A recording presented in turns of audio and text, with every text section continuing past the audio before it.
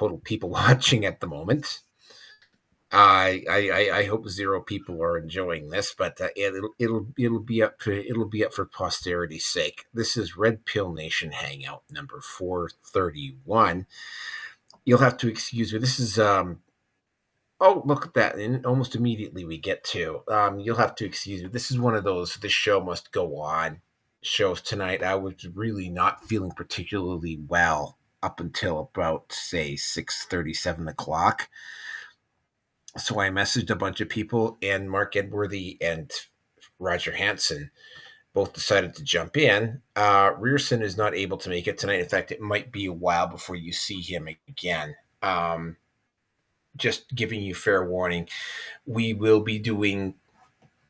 He will probably not be around very much, and you may start seeing me do some solo shows here down the road.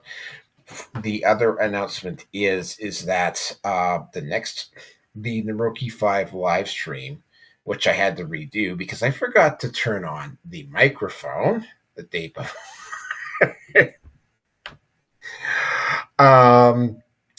was redone yesterday. Rearson jumped in. The topic for the next Naroki 5 live stream will be personalities before principles. And that will probably be sometime this week, like maybe Wednesday or Thursday. I'm not sure yet.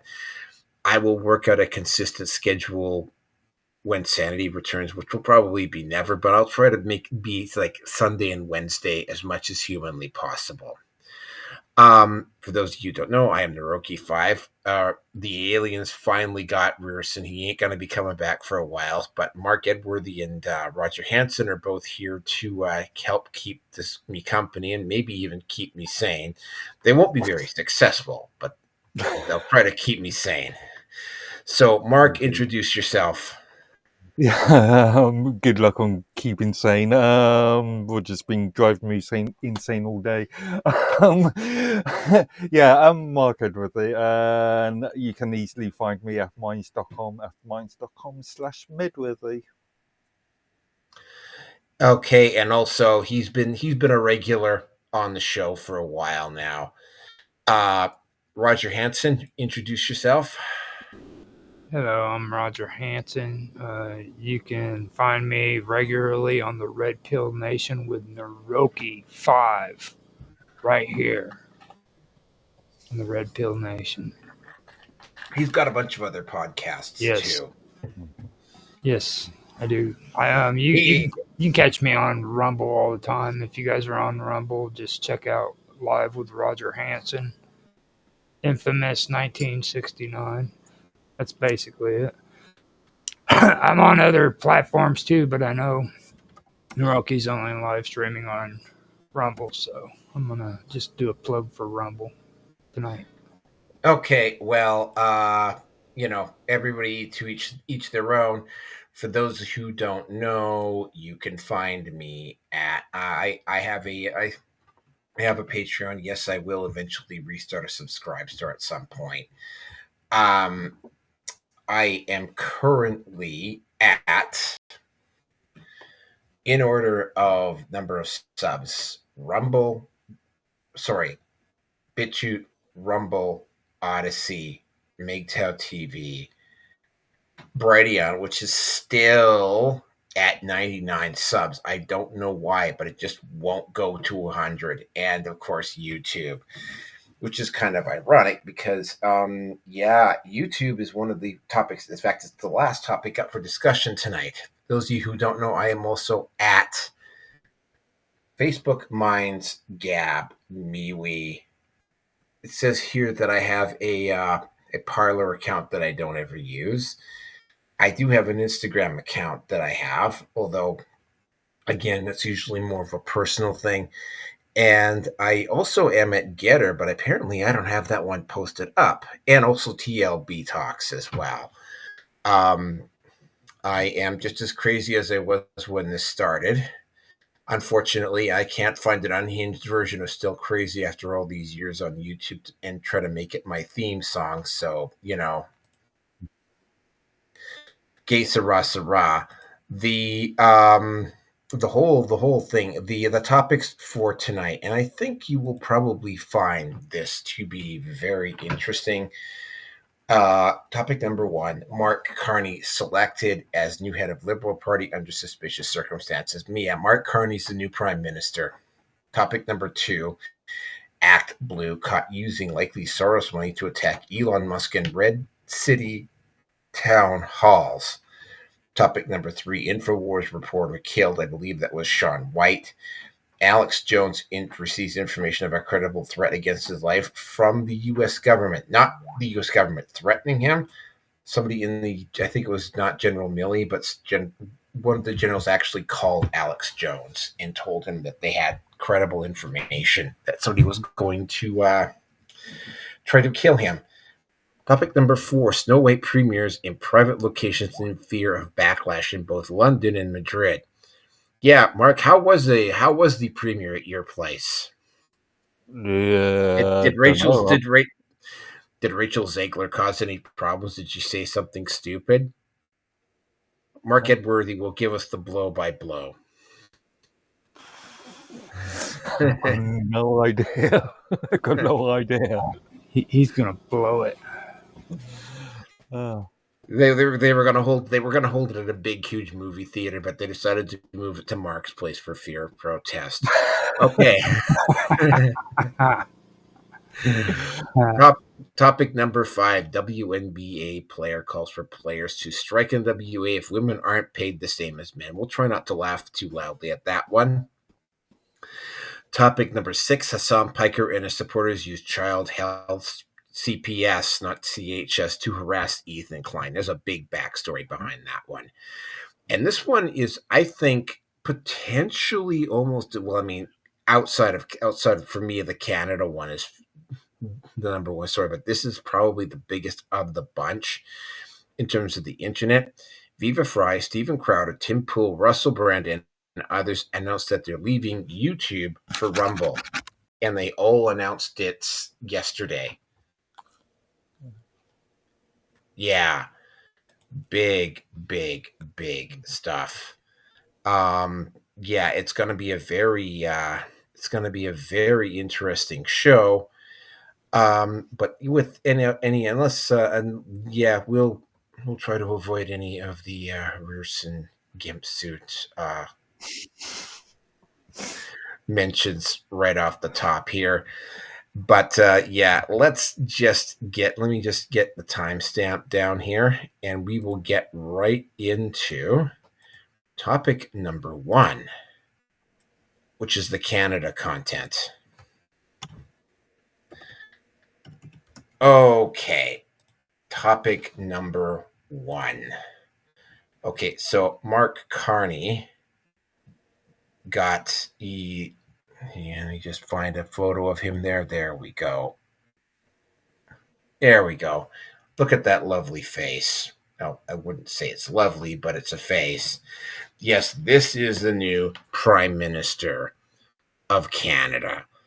Now, almost immediately, there was a whole bunch of controversy around him before the election because for some strange, the Liberal Party refused to let his 2 most potent opponents to challenge him in the Liberal Party. They refused to tell me if this doesn't remind you of RFK and Tulsi Gabbard in the U.S. They wouldn't let legit political opponents challenge Carney for the leadership in any form or fashion.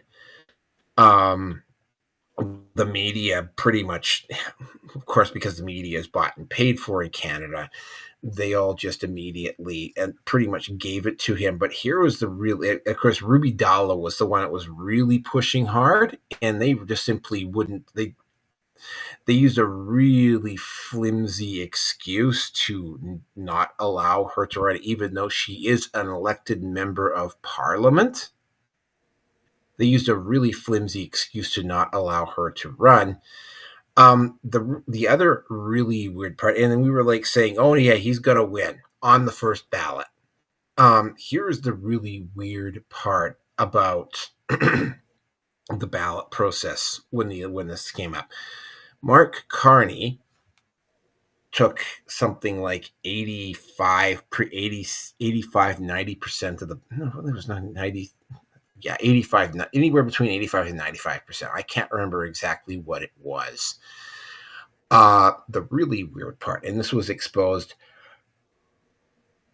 but Israel Levant on The Rebel, is that Mark Carney won with a consistent total of between 75 and 85% of the vote in every single riding, including the ones that had, like, Chrystia Freeland was going for the prime minister's off ship as well.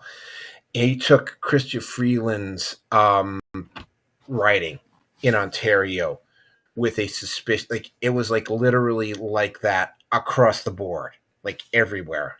Like every single riding was that, and it's like, yeah, no, just there's nothing suspicious about that at all. Justin Trudeau's last day in Parliament, he took the chair that he sat in, made a face, walked out the door with the chair, and immediately got booed as he was leaving. I don't even know what to think about Justin. It's like somehow good riddance doesn't seem to be. I don't even want to wish the guy good riddance. The reason why I don't want to wish the guy good riddance is because I don't want him to be happy in his afterlife. Because there's a real possibility that they might try to make him the Secretary General of the UN. Oh my God! Yeah, exactly. Mark Carney's first decision, because I could tell you, up in Canada right now, we are definitely seeing election ads. So there is going to be an election in either April or May. That is pretty much obvious. Like, an election hasn't been called yet, but it's obvious that based upon the commercials that I'm already hearing on the radio and on the internet and on TV, that they're going to call the election fairly soon. The one thing Carney already did was he didn't eliminate the carbon tax. What he did is that he just postponed it a couple of months until after the election. And the media, of course, the bought and paid for mainstream media, basically went ahead and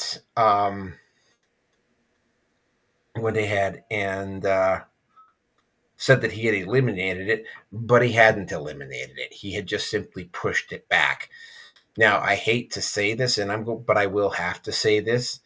If the people in Canada are so stupid that they will re-elect Carney to another term in office, or re-elect the Liberals, or the Conservatives get a minority, I'm not stupid.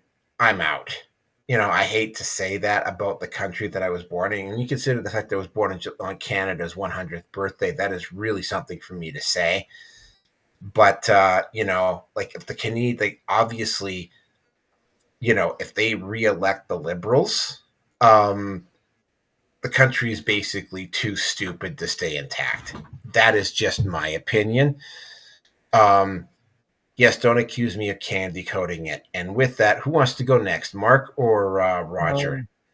I'm just curious. I know we shouldn't put too much salt on this, but what's the Canadian polls like at the moment?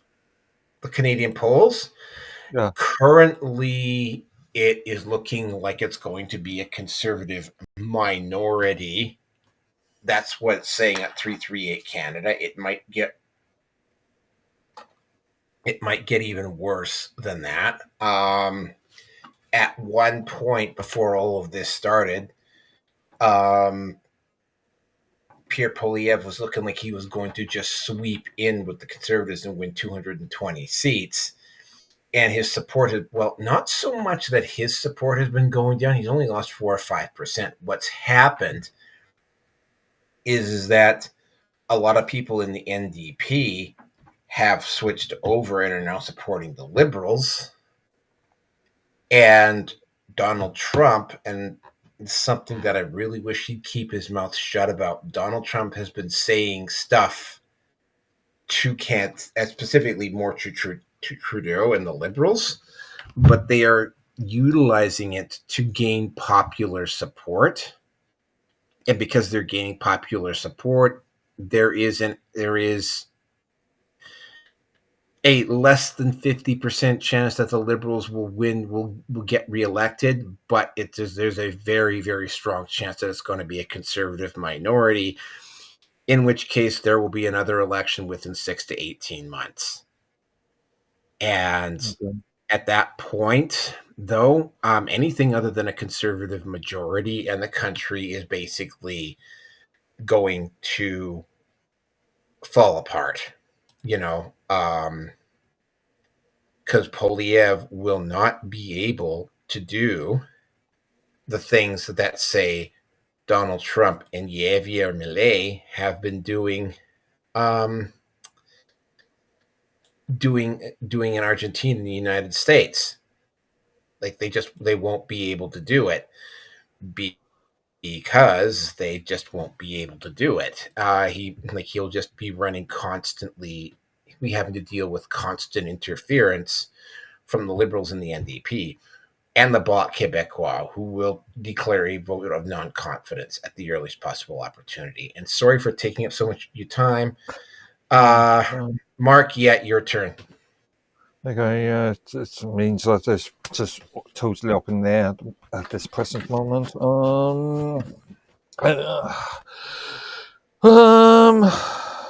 Mark Carney. Arguably, he was an okay governor, Bank of England governor. I don't know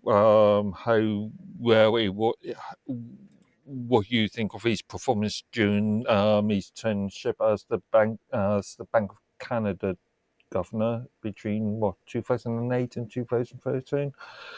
But I think it's just really up in the air at the moment. The sooner he gets elections, the better. At least you know one way or the other. As for suspicious circumstances in relation to his tenureship, there's a question over that, obviously. But again, not following Canadian news as much as you do, I'm not sure. Yeah, I'm not sure. Like I said, the sooner you have a general election, the better, as far as I'm concerned. Yeah, that would be my opinion as well. Are you done? You want to move on? Let Roger take over? Yeah, Roger, go ahead, Roger.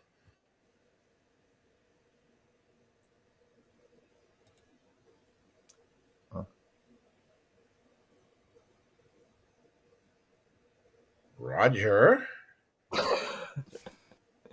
I ended up having a fatal browser drop right there. You guys can hear me? Yeah, I can hear you. Okay, sorry about that. Yeah, things went nuts on my end. Right when Mark started talking, everything started going nuts on my computer. He put a spell on me. Mm-hmm. So, is it my turn? It's your turn. Yeah. Yep. That was horrible, man. Freaking, you didn't say very much, dude. Like now I'm all. Well, there's very little I can really say at this present moment. With Mark Carney, from what I get from him, he has no political history whatsoever, right? The thing he was the Bank of England governor between 2013 to 2020, and he was the Canadian bank of the Bank of Canada governor between 2008 and 2013. That's not actually holding an elected position, though. Yeah, true. You know what I mean? I mean, like, being prime minister means he's got to kiss people's asses, and I don't think he's really got the experience. And that's also something that you need to bring into question too. And why are they so eager to put a guy who's a banker into office during a lot of this turmoil that's going on between Canada and Trump? You know, at one point, I believe they even believed he would be more of a Trumpian than what he would be any kind of liberal leaning kind of person. And now all of a sudden, he's taken the place of what's his face, the Canadian Justin Trudeau. Justin Trudeau. You know, that's also kind of strange as well. But it's like I've said before, when it comes to Canadian politics, I mean, you guys, it gets weird up there, to be honest with you. Like, and don't get me wrong, it gets weird here in the United States, but you guys just kind of like blow it way off the charts. You know what I'm saying? Because like they're talking about him actually being more useful when it comes to negotiating with Trump, and I'm like, just because he's a banker, you know what I mean? But I don't see that as happening from what I've read about him and what I've seen from him. He's what this really reminds me of is it reminds me of how Kamala ended up getting into positions where she could run for president under Biden's ticket. You know, that's I don't know why. I mean, that's about the closest I can come to it because, like I said, it's hard for me to really pinpoint how Canadian government works. It's a strange and bizarre creature. Yeah, no kidding. You know, just to follow up on your point, I would argue he would make a good prime minister because A, he's financially literate, which a lot of politicians aren't, especially in this country. But, and also, he's been able to. He knows how to talk on a business level. He knows how to manage people and stuff. no, do you think that that's more of a person that's being selected rather than elected?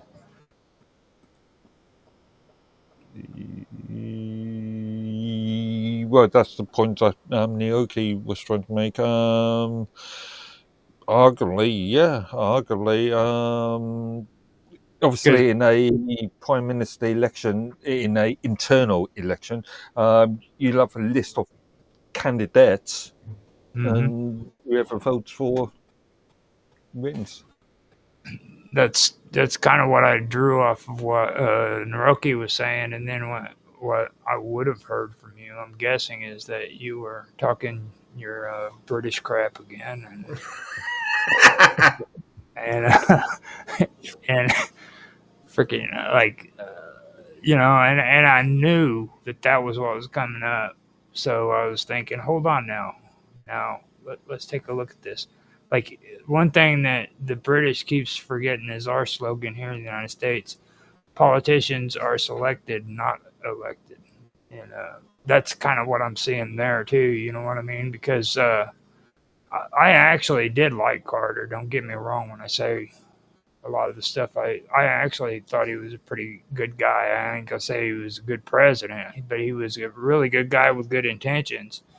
But it was always suspicious to me when I looked at his track record because, like, he came out of nowhere. You know what I mean? Like, this guy, nobody knew about him in Washington, D.C., and he was selected as president or to run for president. The same thing with Obama.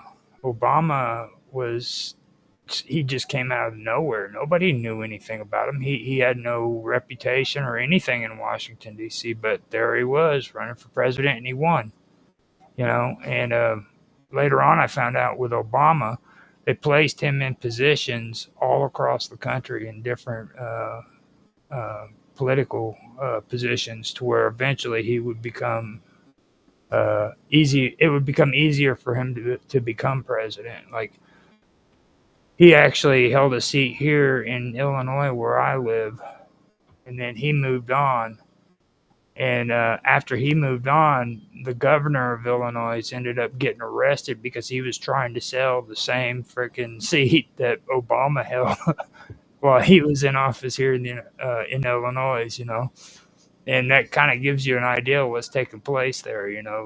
They're giving people these positions according to how much money they're willing to pay. And it's all political party bullcrap. So that's what I'm talking about. I'm living right now in probably the most politically corrupt state in the United States, to be honest with you. So that's kind of what I see. There's another point that you've got to consider with Carney. He was a member of the group of 30, so the G30. He's attended several Bilderberg groups. Oh, yeah, NWF. He was actually interviewed outside the WF. WEF. Okay, is he going to be better than Trudeau? I'm a steaming, festering pile of rat eating of cockroach infested turds would be better than Justin Trudeau. And I apologize profusely to any heaping, steaming piles of dung that are cockroach infested everywhere for comparing him to Trudeau. That being said, Carney is a globalist. He's a well-known globalist. He might be a little bit more. He might be more closer to the Obama mold, which is probably why the Liberals will do better than expected and are doing better than expected right now, because they've got the honeymoon phase going and everybody's like just going, thank God Justin is out. But I mean, Carney will basically pick up and do everything that Trudeau is doing. He might just do it.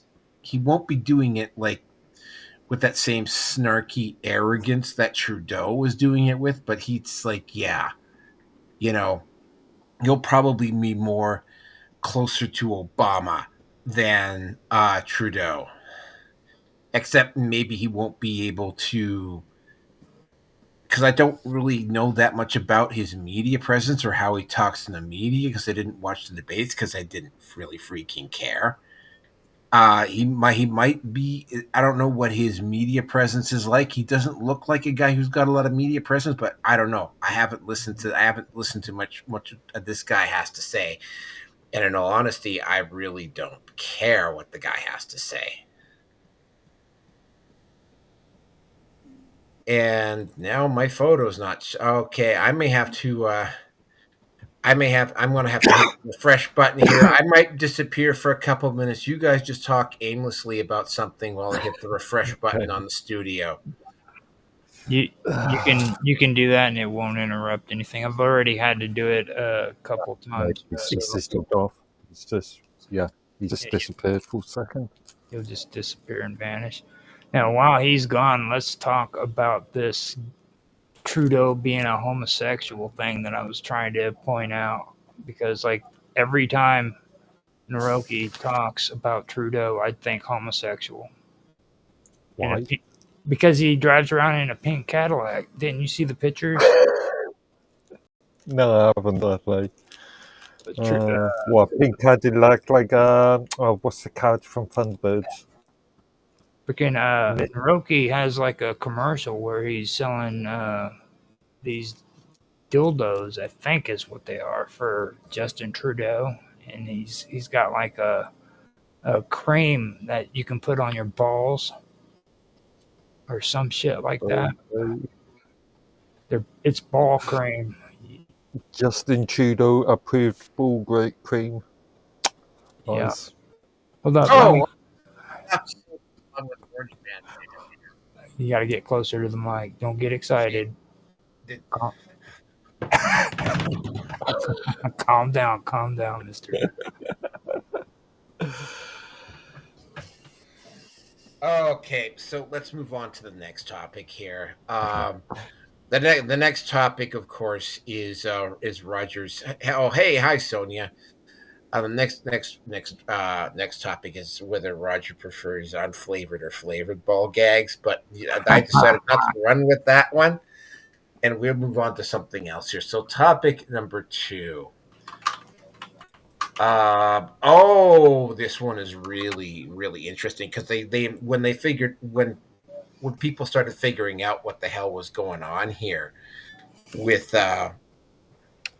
so what happened this week is that multiple protests started, quote unquote, spontaneously happening at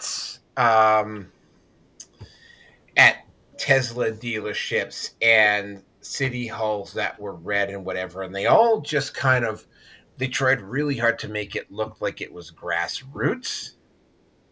But of course, because Elon has access to where the money was moving and everything else, he noticed that all of the organizations that took part in these protests all received their funding from Act Blue, which allegedly got their funding from the George Soros Foundation.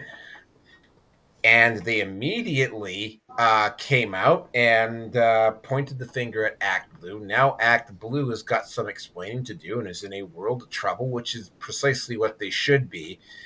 And I think probably Act Blue is likely finished as a political super PAC or whatever. Because, of course, I've noticed that Trump is not fucking around when it comes to dealing with organizations like this anymore. So I don't know precisely what has happened with Act Blue. Yes, I will say it, allegedly getting money from Soros and backing all of these protests against Elon Musk and against city halls. The only problem is that, it wasn't something that happened organically. It all just kind of happened all at once. And that's what caused people to notice. And Act Blue is in a world of hurt. And with that, I'm going to turn it over to Mark Edworthy. Okay, I'm not familiar with Act Blue, so I'm just reading the Wikipedia entry for them. I've got... You get a free JM Purple Poker when you join Act Blue. Sure. How many cities are we talking about? Or how many tunnels are we talking about? Oh, I don't know the exact detail. I just saw some stories about it. Multiple, a lot of, obviously in a lot of blue states, New York, California and New York in particular got hit hard. The Tesla dealerships got hit hard. I totally forgot to mention this about Carney, but I will mention this here. If you go over to Facebook and Instagram, all of a sudden, there's a lot of photos of people happily selling off their Teslas and vandalizing Teslas and talking about how they really don't. And it's like they're trying to make this look like there's this groundswell against Elon Musk. Just I forgot to mention this about Carney. Literally the day after Carney got elected, Twitter and Facebook and Instagram also suddenly got hit with all of these bots talking about how excited they were that Carney was going to be the new prime minister, just completely randomly, of course. And I don't know all the full details, but I do like I say, I saw a couple of videos about it. The key factor in all of this is that all of this happened at the same time, right? So it looks very suspiciously like it was coordinated. They don't have the smoking gun, obviously, but it's looking like Act Blues. Maybe not. Maybe their time might not be up, but it looks like they're in a lot of trouble. And back to you, Mark. As far as I am aware, and not that I watch mainstream media that much, but as far as I'm aware, the news doesn't really catch in the UK. like you said, it takes quite a bit of organisation to do such an operation, and yeah, these things just don't happen out of the blue. Excuse the pun. But I'm just thinking, unless this is an ongoing issue, then there's no saying in the UK. Today's newspaper is tomorrow's chip paper. Unless it's going to continue, unless the momentum is going to be further pushed, it's yesterday's news. Really, it's an irrelevance as far as I'm concerned.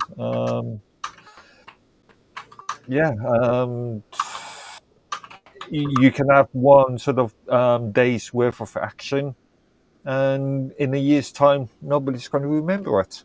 You can have, let's say, 6 months worth of action, then that might be an issue. But days worth of action? No, it's not really that important. It's not really that impressive, to be fair.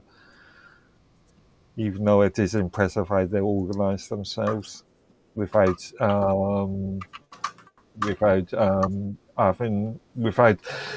being more public about it. But yeah, today's newspaper is tomorrow's chip paper. Leave it at that. Okay, Roger, you're up. Yeah, that chip paper. That's kind of like toilet paper, right? Fry paper, French fry paper. Remember, it's fish and chips. That's the chips, yeah, chip paper, right? I thought you said chip paper, and that's what we call French fries. Chip paper.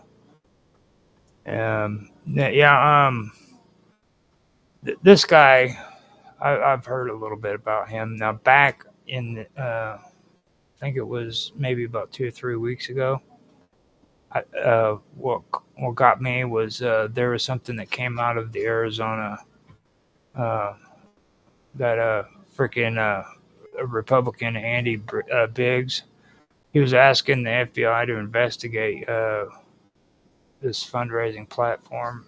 That's what this really is. It's a fundraising platform for the DNC, and the messed up part about it is first of all, he wanted the FBI to investigate ActBlue because there could be a chance that they've even done more than what Citizens United has done, and Citizens United has pulled crap loads of money for the Republican Party, but they're talking like $16 to $18 billion worth of money that this ActBlue has done in fundraisings since 2004. So they go all the way back, and they've been involved in all of it. They're even wanting them to investigate when it comes to corruption in the elections and stuff like that, and how where is all this money going to for it? You know what I mean? That's like $16 to $18 billion. I mean, I'm pretty sure $16 to $18 billion isn't going to people running for office. You know what I mean? So, and that's just from that organization. So that's what I remember about it. And this is actually the kind of stuff that I'm not really cool about. I don't care what political party it is. I think money needs to come out of frickin' these elections, like PAC money.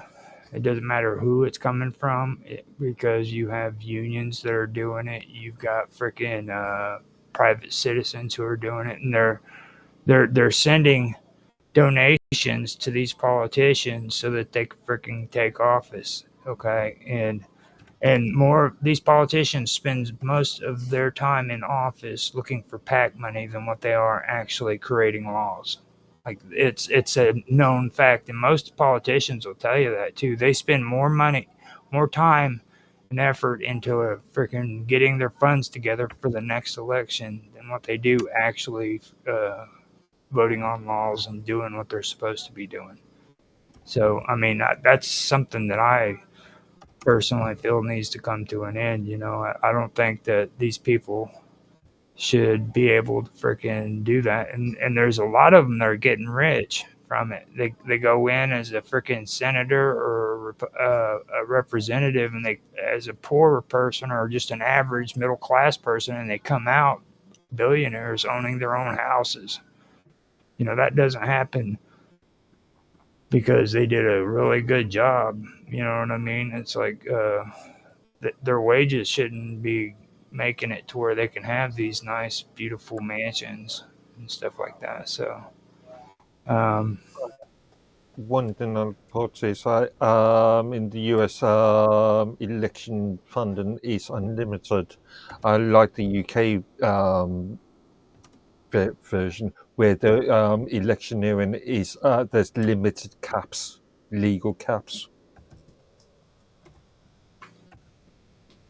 It's with caps though. See, that's the tricky part about elections is I've had this conversation with you before. Like with our elections here in the United States, we don't. It's not intended that our election process be handed over to the government. You know what I mean? So that's probably one of the trickiest parts about it. Like you'll hear a lot of these people who are claiming to be conservatives saying, "Yeah, man, we need state IDs. We need to implement state IDs so that if you don't have a state ID, you can't vote."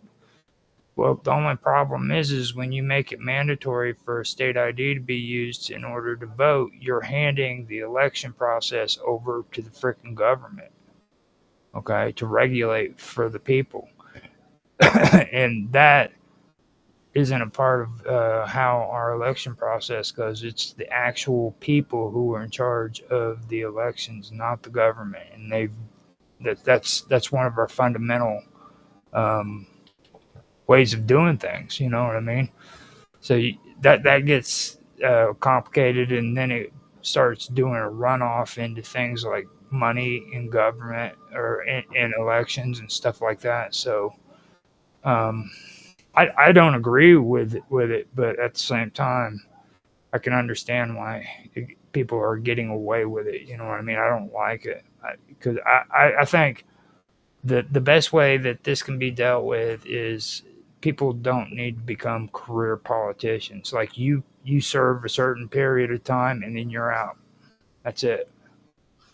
You don't go to another position and then 8 years later come back to the one you were just at. You know what I mean? And they do that. They bounce around.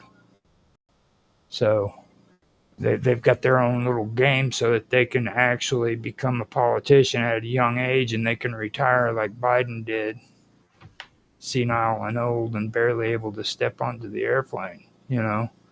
He spent his entire life in politics from the time he was a young man all the way up until he was retiring, senile and old and ready to die. Yeah.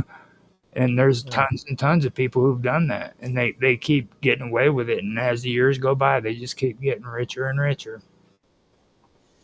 Oh, Dianne Feinstein died in office. I think she actually died in Washington, D.C. And she was I don't know, she was like a senator, I think. Mm-hmm. Yeah, and it was like, I mean, it was like literally the last time I saw her on TV, like they were like, she was like literally like they were shutting the proceedings down, and like somebody had to shake her awake because she was like, she just couldn't stay awake for the whole thing. Kept falling asleep all the way through it. And she was the last one I seen the video of that after the fact, but the last one I seen was where she was in her chair and everybody was around her, and she turns around and looks over at somebody and she goes, "What's he talking about?" In the UK, there's the old joke that when politicians end their tenureship as politicians and they get old enough to just to fall asleep on the benches, they get shipped off to the House of Lords. Yeah. Now, Naroki, just to let you know, Illuminati in chat is Mr. Robot, and I was telling him about your show, and if you want to add him in, he said he'd be willing to come in and talk with you. Okay, well, if Mr. Robot wants to jump in, you can send him an invite because I don't actually have a link for him. Okay, yeah, I can post one in our Elements thing. He can come right on in if you want. Okay, yeah. Are we done with this? Are we done with this topic? By the way, just one minor point I want to raise. Roger, you were talking about identification for elections.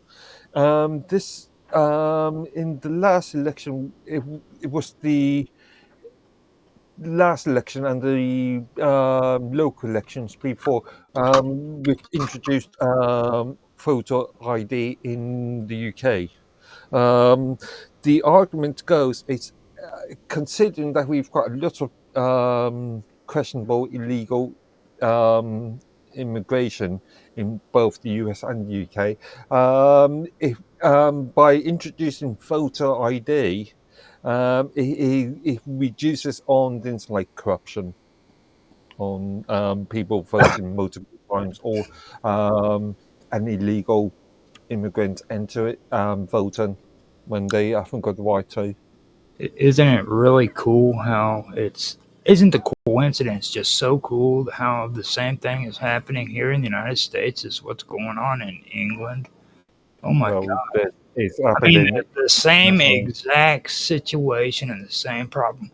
I wonder what that will do here in the United States. If it's happening in England and it's happening here, it must be a real issue. So we need to take care of these dirty, horrible immigrants sneaking into the government with state IDs. I wonder what the real purpose behind all of that immigration garbage is about. Let's enforce state IDs and make it mandatory that everybody has a freaking barcode stamped on the back of their neck so that we can tell who's who.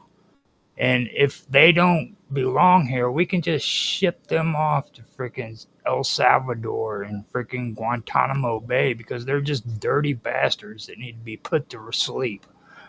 You know? Okay, I mean, that's a bit extreme, but no, that's the kind of conversations that are taking place with that kind of stuff. I mean, hey, Mr. Robot.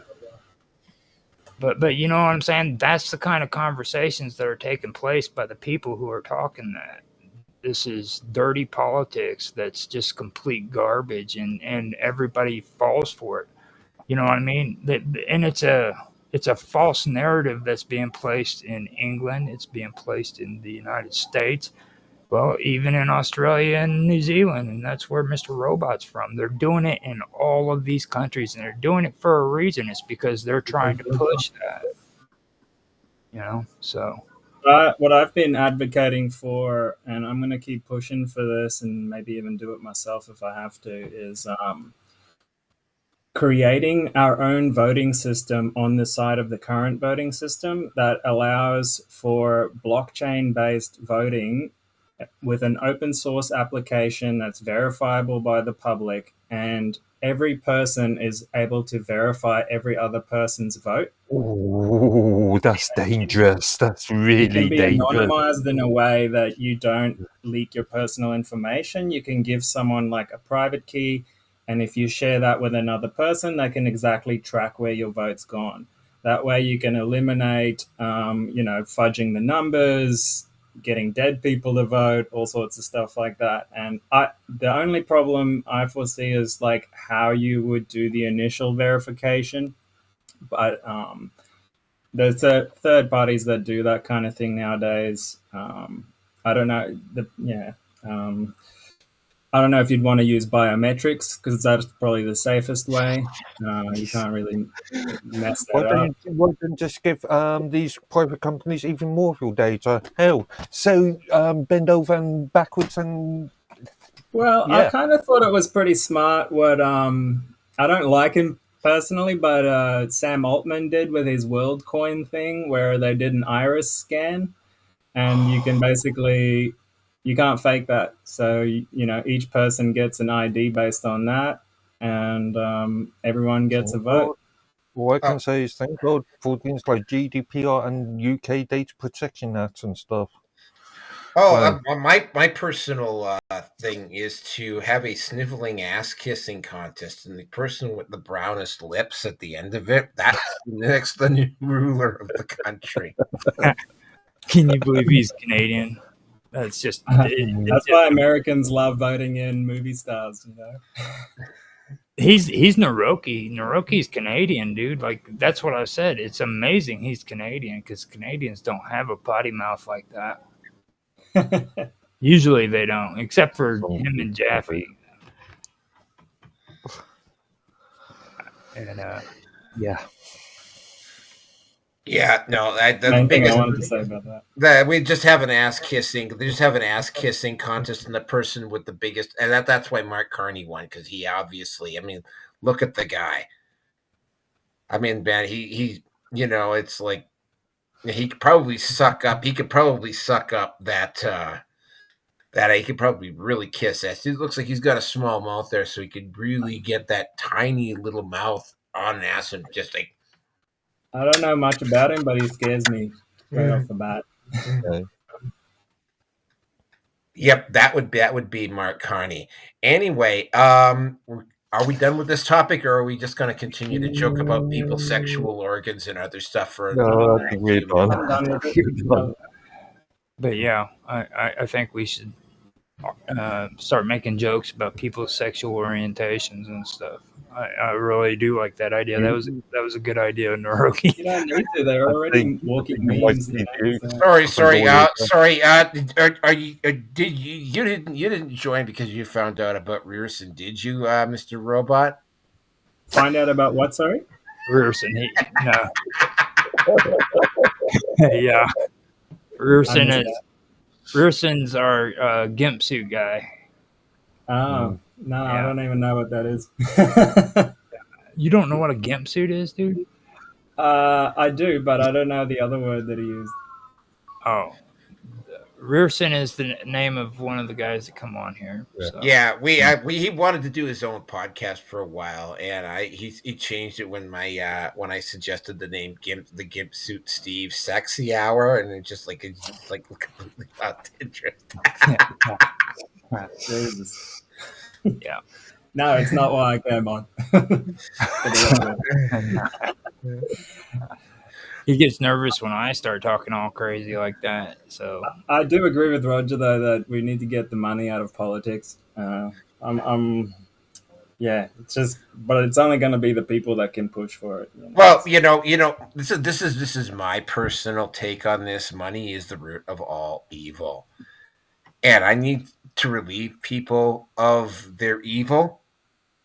Therefore, what they should be doing is they should be giving all their money to me and eating dirt and be happy while I wallow in decadent luxury. Won't you become evil then? Well, I mean, it's all in how you then look. We'll have to get rid of you. It's all in how you look at it. I mean, he wouldn't necessarily be evil. He'd just be like this naked dude laying on his bed rolling in money, dude. Sounds like the Roman Emperor. Evil-ish. I wouldn't be evil. I would be evil-ish. That's different from evil. Yeah, because you're Canadian.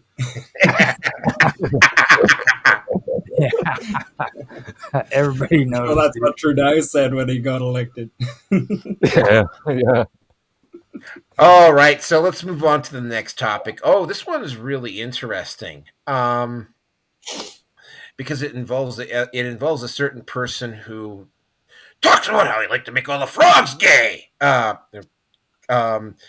One of the reporters on Alex Jones's staff got killed in a very, very strange way. Somebody was trying to break into his car, and he went out to confront them, and he got shot.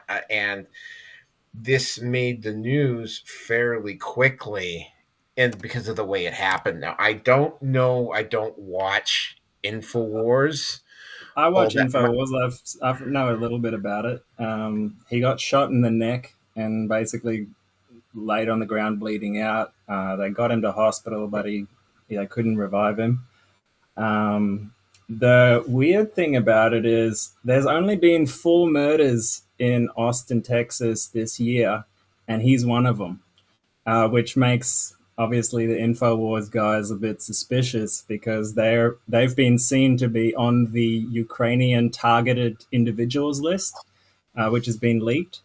And Infowars and Jamie White's name was on there. So and Alex Jones got a call from which I can't remember the specific general, but this general called Alex Jones and informed him that they have specific direct intelligence. That's right. Yeah, incredible intelligence that he's in danger. But then again, Alex Jones has been saying for the longest time. I mean, he's to the conspiracy community what Andrew Tate is to the manosphere. By the way, it also... And there's another weird thing that in that context is the day before that happened, before he got killed, another one of his reporters, Chase, got swatted twice in one day, meaning someone called up the police with fake reports saying, I'm going to kill my family, blah, blah, blah, I live at this address. And the cops came around and basically swatted him in the middle of the night while everyone was asleep. And so... they definitely targeted. It reeks of targeting. It reeks of targeting. Again, Alex Jones has said multiple times that he's the canary in the coal mine. At least, like I said, him, Andrew Tate, and I think there's maybe one other person. Those are the 3 people. If they really start going hard after, although again, Tate's a different story. When I actually compare Tate to Alex Jones, there's actually they're opposite ends of the intellectual spectrum, though, I would say. Yeah. Well, I mean, I've listened to some of Tate's stuff. I mean, there's actually a curious amount of overlap, but the way they go about approaching it is just different. Both of them, you have to be really careful with what you read in any media, because both of these guys, when they talk, it triggers emotions and reactions from people, and you have to kind of be able to take a step back and look at them. This is definitely Alex Jones. Well, they both seem to piss off the powers that be, that's for sure, and that's why they get so negatively portrayed in the media. Yeah, and they both of them have had multiple clips of them taken out of context. I mean, there's what they talk about too, about getting off the grid, about dealing with the state and that sort of thing. There is a lot of people are kind of surprised that there's such a strange overlap between those two. But we were going back to Alex Jones. Yeah, he received. I mean, if you recall too, they tried to sell Infowars off in a phony auction here a few months back, and they tried to sell it to the Onion, which was just it got stopped. But it's and they found out it was Bloomberg behind it all, financing it all, but then they did use fake funds to do it, and basically said, the proceeds that we're going to make off the new fake Infowars, we will pay you billions of dollars or whatever back from that, rather than paying for it up front out of their own pocket. So, and they also took over the Infowars studio with armed guards before the whole deal was even finalized by the judges. So they've basically rolled back on it now, and Alex has gone on the offensive legally and basically suing them for doing all these illegal things to bring this about. Well, I mean, you got to admit, I mean, it's like, well, I'm not the biggest Alex Jones fan. The fact of the matter is that you know, even the actual legal rule, the court ruling against him, and the amount that he was penalized is just like way out of proportion of what the damage was. I'm going to pull up the number. It was crazy. It was like more than you can make in 10 lifetimes or something like that. It was insane. It was in the billions, yeah. Yeah. And it's like Alex Jones cannot control what his fans were doing. And it's And like, on top of that, the whole thing was based on the premise that he did all these things about that shooting. I can't remember the name of the shooting. And basically, they lied about a whole bunch of that as well, saying he pissed on graves and did all this stuff when he only ever mentioned it like once. You're talking about Sandy Hook. Sandy Hook. No, Yeah. The thing about Sandy Hook, okay, Alex Jones's biggest problem is he doesn't know when to keep his mouth shut. True. Yeah. To be honest with you, I mean, well, he's like Rachel Zegler, except much smarter. But the best example I can give is like At the same time, with all this questions everything, and you should be able to in the US with. Well, if you take like the Austin American, okay, which is the Austin American Statesman in Texas, that newspaper, they did an article on him, okay, and they were talking about the shooting with White, but then after maybe about a third of the way through the article, it just turned shift because Alex Jones gets in there and he starts running his mouth about the district attorney. He starts running his mouth about the police station, and the reason why he's doing that is he's trying to get attention because of the death of somebody that worked for him, so that he could freaking actually get publicity. Okay, and then what happens is these places like Austin American Statesman, they just turn this article, a third of it from White, into all about Alex Jones and how he was sued by freaking the families of Sandy Hook and how they took away his property to freaking pay them back. And now it's become an article about Alex Jones and not an article about this poor guy who was shot freaking in front of his home. You know what I'm saying? They always do that because there's an agenda behind it. Exactly. They attack him in the future, so they try to demonize him in the media now. Yeah, and he's gotten over that is a key indicator. But it's a common theme that's always happening, and all Alex Jones has to do is learn how to shut his mouth. That's it. If he would shut his mouth, that's never going to happen. Yeah.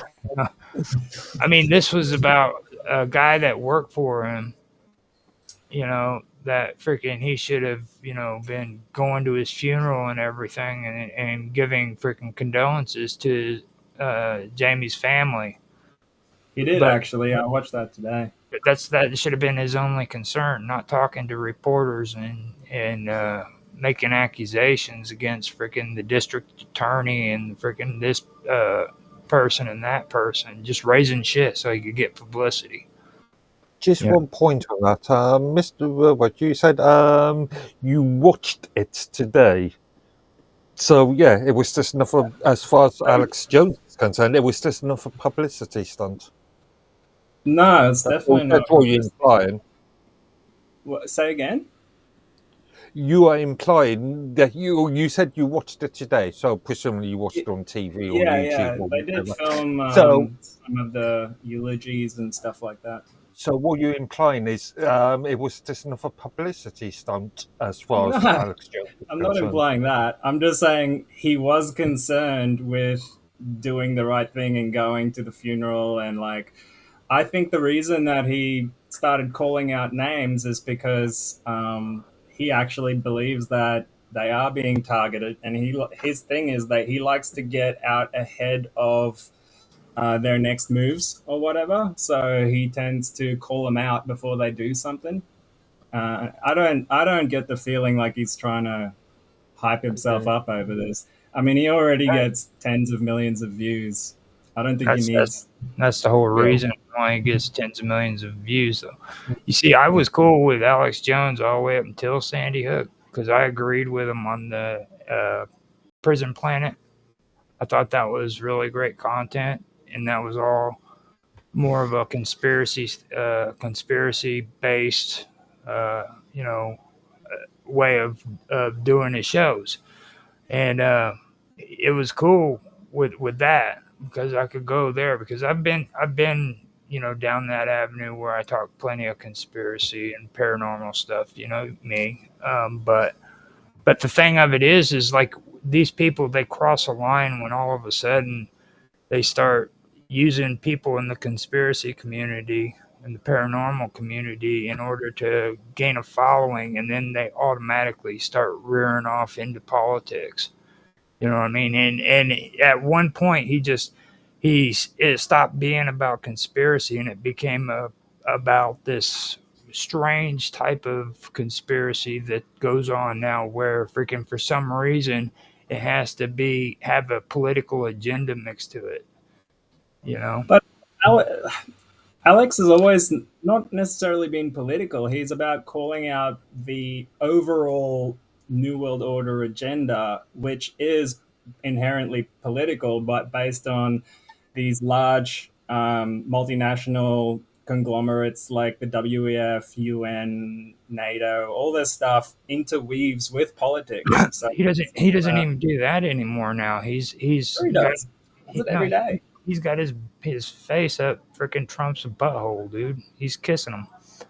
Well, I mean, he has to get that pardon for that legal ruling for one. You misunderstand. He realizes, along with Elon Musk, that if it went Democrat on this election, there wouldn't have been another fair election after that. They honestly believe, regardless of what's true, that Trump was your only hope at maintaining a civilized society where you can have free and fair elections and so on. And he thought that was the best chance for the country, and that's why he backed him, I'm just going to play devil's advocate for a minute. And going back to the original point, Nioki, you said the reporter was killed after investigating his car being robbed. Yeah, somebody was tampering with his car, and he went out to confront the guy, and that's when he got shot. Yeah, it could be argued that he was just a victim. The original idea was just to rob a car, and it was more of it wasn't premeditated in the sense of it was planned beforehand. Oh, how dare you say looking to rob nick a car? How dare you say something so just ordinary and out of the? How dare you Englishman? Well, another point was the second time they tried to break into his car. Yeah, yeah. So it could have been to say, yeah. Well, they could be two different parties. But another point I want to bring up is one person at a time, please. Mark, go ahead. Sorry. Another point I want to bring up is you talked about that Alex Jones received information from a general. Why a general and why not the FBI? After all, it is the FBI's remit. Well, that's the thing that's the thing that really stood out for me. This suggests that it was somebody.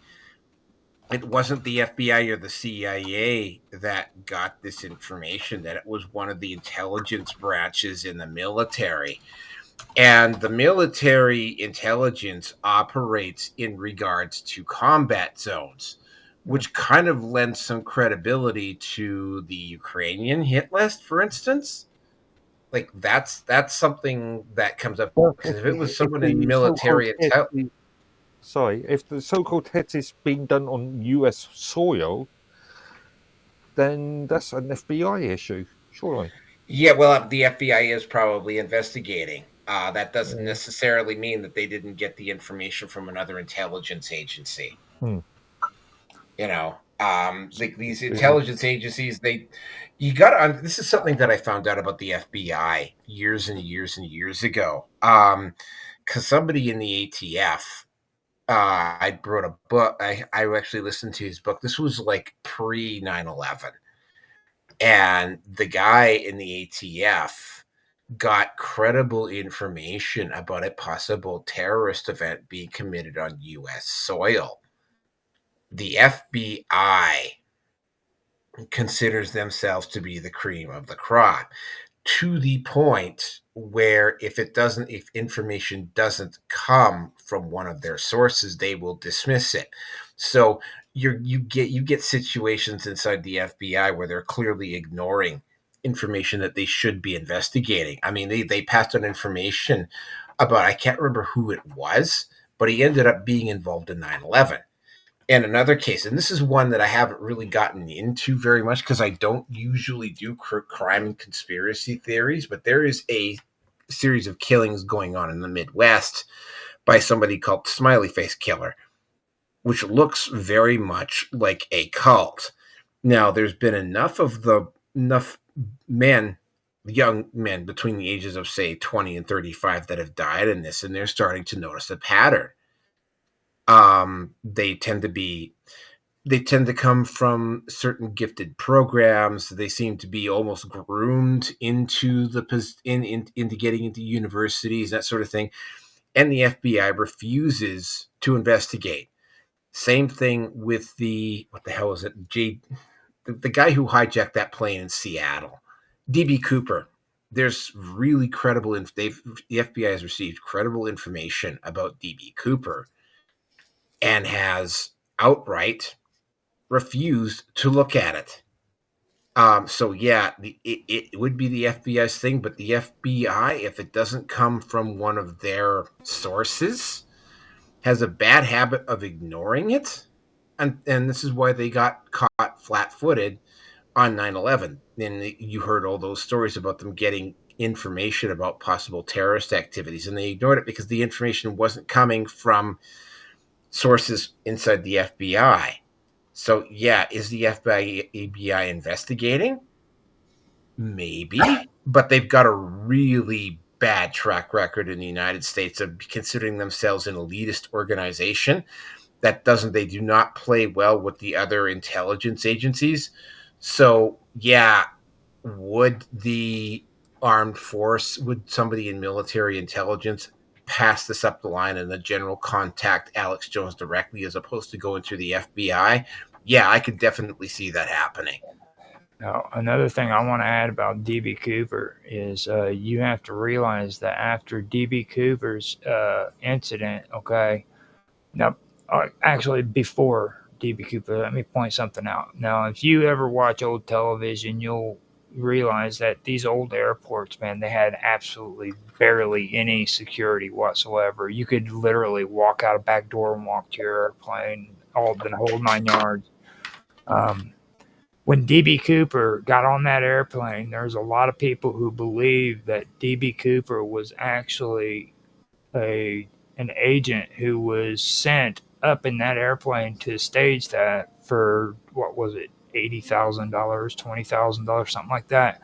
And he did it for the purpose of making it to where people would allow the government to enforce stricter security laws on the airports and air traffic control and all that. And if you notice, after DB Cooper's and what happened with him took place, that's when security in these airports started escalating, because it allowed them to say, well, look at what happened here. You know what I mean? All of a sudden, people became worried about flying airplanes because this guy parachuted out of a freaking airplane with thousands of dollars, you know? Yeah, and and also that would also explain the foot dragging that the FBI has done on this particular issue. Exactly. You know, so again, so other intelligence agencies operating in the U.S.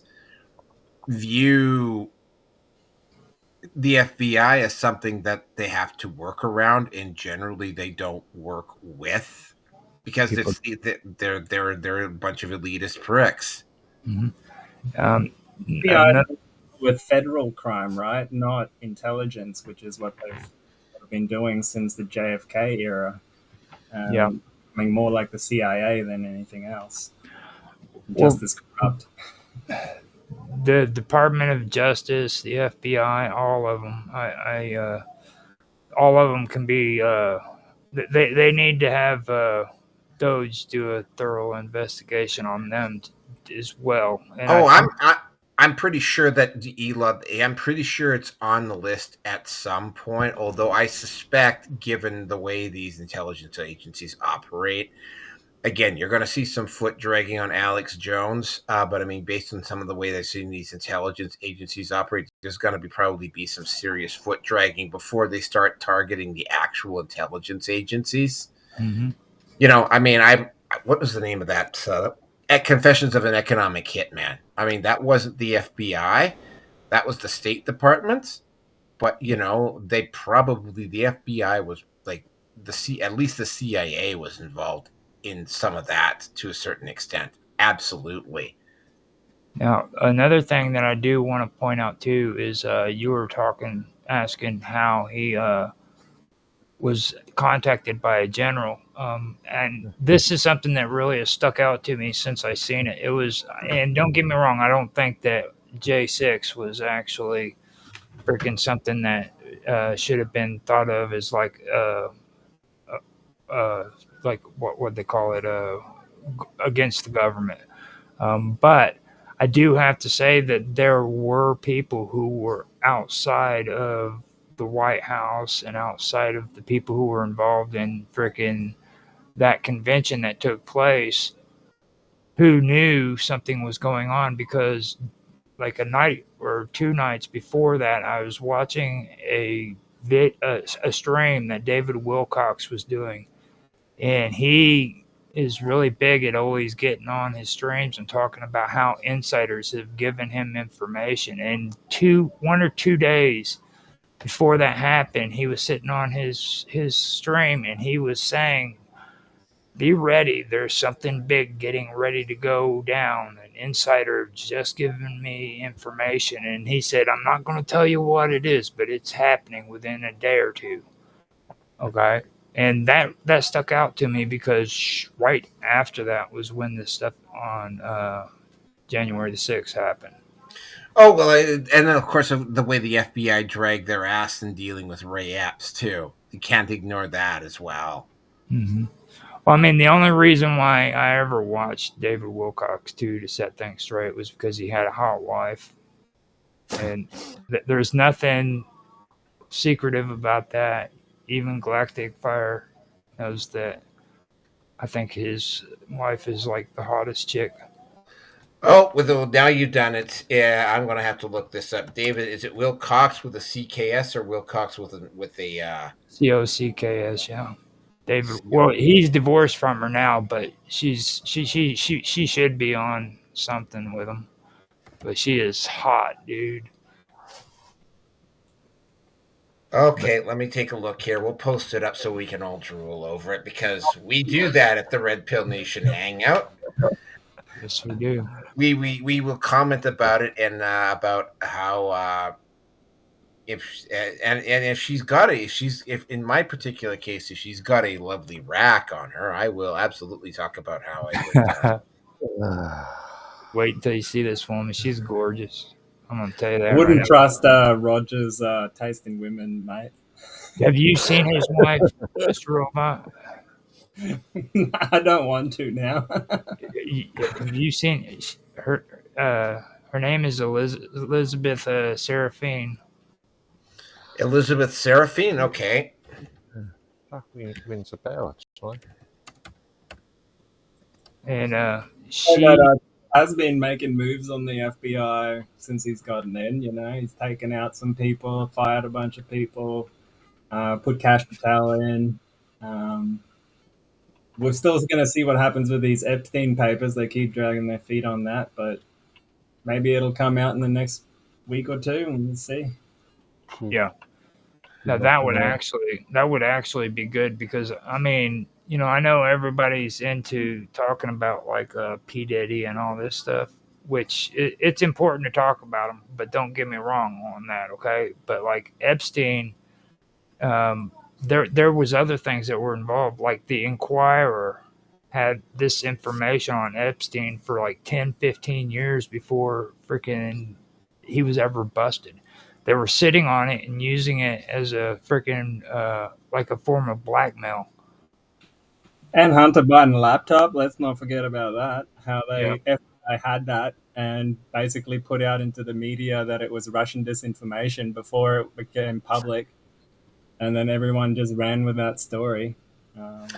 Okay, there you go. There's a photo of her. It's not the best photo of her, but Oh yeah. yeah. I was having a discussion with Rearson yesterday about a girl by the name of Nahir Galarza, and I also kind of put up a grainy image of her, and Rearson was like mentioning to me, it's like, this is not a particularly good photo. And then I found a better photo of her, like Nahir I'm not going to go into who Nahir Galarza is. But the short answer for her was that she was extremely, I'm going to have to say, sociopath or psychopath. And she was so self-absorbed and so narcissistic that when her boyfriend, and just keep in mind, she was a teenager when this happened too, when her boyfriend got sick of her bullshit and separated from her, she got a bunch of white knight idiots to go over and kill the guy. Oh my God. And she literally thought that she could get away with. Oh, and by the way, her father was the chief of police, and a few years after she got sent to jail, she threw her dad under the bus. That's the type of person that she was. Let me assure you, Elizabeth Serafine will not do that. Just so you know, she's a lot better of a person than what Dave Hancock is. David Wilcock. Okay, well, we're busy talking about Elizabeth Serafine and how much we'd like to bang her and everything, and I think we're fairly safe to say we've passed Alex Jones. Well, yeah, I'm done with that. All right, so let's move on to the next topic then. Yes, we're talking about the real premiere that happened at Mark's house. Yeah.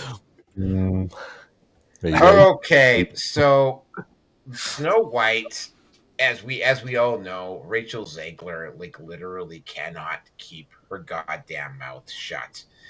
She has successfully managed to take a movie that she was in, and she is going to cause this movie to lose hundreds of millions of dollars. Like Disney, she has also compromised the lawsuit that with the defense that Disney had against Gina Carano with her mouth. I think it was either Gina Carano or Amanda Stenberg who did that.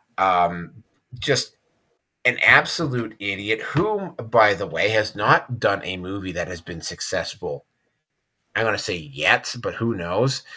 And despite her rather large mouth and her inability to stay shut and say some of the stupidest things imaginable, she has successfully managed to fail up. Her next movie is going to be about Evita Peron, and she's going to be the lead on that. Now, it might be a little bit more upper character because they're both Latin American women, but I mean, the premiere, which was at Mark's house, had Rachel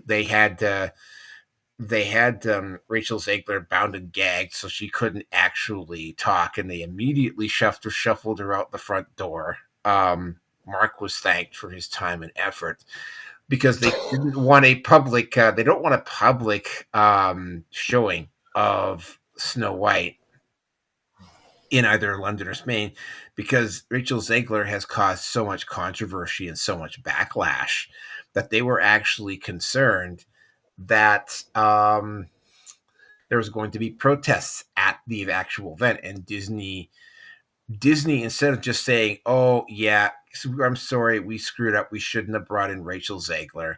Yes, we're aware that Rachel Zegler said some stuff about Palestine, and that Gal Gadot is not only Jewish, but she's Jewish from Israel and served in the served in the Israeli army, and has relatives in Israel, and currently has relatives in the U.S. Army. And of course, she also wished some harm came upon the Trump voters. It just goes on and on and on and on with her. She has said so much stupidity that it's like she's like literally people are like saying like they don't even take your kids to see this movie because like Disney did absolutely nothing. Well, I mean, apparently Rachel Zegler now has a publicist that kind of guides her through, because like if clearly Rachel Zegler unescorted and unsupervised will do some really stupid stuff. Did she look really good in her gown when she was tied up to that chair at your place there, Mark? I'm really wanting to know this. Yeah, and of course they had a premiere in Spain, which they also did not hold at a movie theater. They held it at a villa with secure walls around it. They have not announced. They have refused to announce the location and time of the New York and LA premieres. Gal Gadot although there hasn't been said anything public, you will notice that there's been a curious lack of Gal Gadot appearing next to Rachel Zegler, which of course is something that I would also be doing if somebody that I co-starred with in a movie actors get really invested in their movies, and your co-star goes out and says not only stupid stuff that potentially would harm your family, but also damage the movie. And for some strange reason, Gal Gadot, who is Jewish, again, that doesn't hold the same meaning with me that it does with some of the people that I've had on this show. But yeah, obviously Gal Gadot is not particularly fond of Rachel Zegler. But yeah, to go to the point where Disney has to hide the premiere of the movie in order to avoid protests, in order to avoid bad publicity. This movie is going to lose. I don't know whether it's going to be the record or not, because Strange World set the record last year, but Strange World was also a Disney production. Yeah, Disney lost anywhere between $1 billion and $2 billion last year, and it looks like they're on pace now. They're going to lose anywhere at least $300 million on Snow White. At least $300 million. They'll be lucky if they even get their production budget back. And by the way, the production budget, because they have all the reshoots and everything, is in excess of $300 million. So they'll be lucky if they even get their production budget back. One of the other curious things, and this is probably something that I have noticed with Disney in terms of this movie, Disney is not spending a lot of time promoting this movie, which suggests that they're trying to, at least not in North America or the West anyway, they're trying to keep the publicity budget low. So it might not break the record for the biggest money loser, but yeah, it's going to be a money loser. And with that, I'm going to turn it over to, we'll do Mark, Mr. Robot, and then Roger. So Mark, take it away. I wish I did hear the premiere. I would be an extremely rich person now, a lot richer than I would actually am. But this Snow White thing that's been going on for must be a year now. I remember criticisms about this upcoming film about a year ago. issue, well, there's the old arguments in the cinema, in the movie industry, is if you do not make your money back within the first week of the box office, then you've lost money in effect. Yeah, I've crunched the numbers. That's pretty much the case. Like occasionally you'll get a movie that has legs that will somehow recoup their budget in like the first 2 or 3 weeks. But if you have not at least recouped your production budget in the first week, you're going to lose. Continue. So hence why the media advertising budget is very low, presumably. I don't know. Disney, like you've said, Disney's been losing money left and right and centre for the last at least year now. Potentially even more. I don't know. I remember as a kid watching all those Disney sort of cartoons of the 70s, or the 50s to the 70s to the 80s. That's what made Disney famous, really.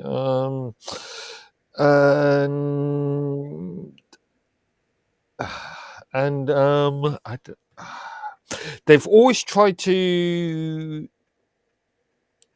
I don't know, once they enforce, they always wanted to portray a specific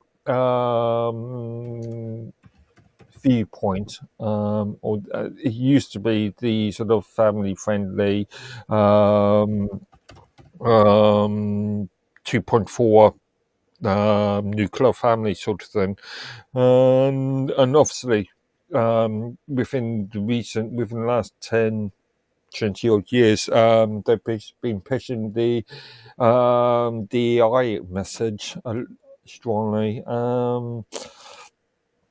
and now we are slowly starting to see a backlash on that, a serious backlash from the general public. So obviously they're losing money, so they have to keep up with the public opinion and change their perspective, change their perspective, really. As far as backlash is concerned, again, obviously I haven't seen the movie. Yeah, maybe read all the rumors. So I can only judge from what I've heard from various commentators, and really, either Disney moves with the times, or they lose business at the end of the day. I don't think I can really add anything more to that. I will say straight off the bat that when Disney loses money, it makes me happy. So I wasn't going to watch this movie, but now that I know this, I will watch it. I agree with Mark. Lately, the last few years, Disney has just been progressively making more and more woke movies, and it's hurt them a lot, but they just keep pushing it for some reason. And it's inevitable that there's going to be public consequences to it. As far as the Rachel girl goes, what she said on Twitter is, and always remember Free Palestine. And I actually respect that, because I think it's the public's responsibility to call out wrong where wrong happens, and this is clearly a genocide. And yeah, she may have said it at the time, but again, and you disagree on that one point, but carry on. Well, the International Criminal Court agrees with me. Yeah, which was paid off by paid off by South Africa, but that's another subject No, it altogether. was run by South Africa because it couldn't be run anywhere else, because the reason that they're hiding this movie is because of the large amount of Jewish influence in the movie industry. And if you speak out against, Israel, for example, then you will face the consequences, as we've seen. Okay, I'm not going to buy the entire sort of the world is controlled by the Jewish population argument. I find that's quite old and quite bad, the full side, in my opinion. Lately, there's been this equivalence happening in the media where if you say free Palestine or support the Palestinian civilians, you are somehow equated with a Hamas supporter. And I totally think that's false and just another way to control the narrative. Yeah, that's all I'll say about that. Yeah, I don't have a dog in that fight, so Well, with me, I don't really support either of them. I'm an anti-war person. I personally don't agree with war. So when I look at it, I'm kind of in between because I go on Jaffe's show, okay, and I hear a bunch of horrible shit. And then I turn around and I listen to freaking conservatives talk, and they say horrible shit. And I'm in the middle, and I'm like, I don't support either groups, and I have to say horrible shit about all of them. You know what I mean? The kind of stuff that these people are putting out on both sides is just garbage. It's corrupting our government. It's making our freaking country nothing but a bunch of idiots who freaking don't know what real politics are. Stop freaking talking about how horrible the Jews are or how horrible the Palestinians are. There's people dying. And the reason why people are dying is because there's rich elitists who are freaking sitting in the background getting a paycheck from this shit. You know, those missiles didn't come from the freaking from just out of nowhere. Somebody gave them those missiles because they paid for them, and somebody gave them the money to pay for them. So there's a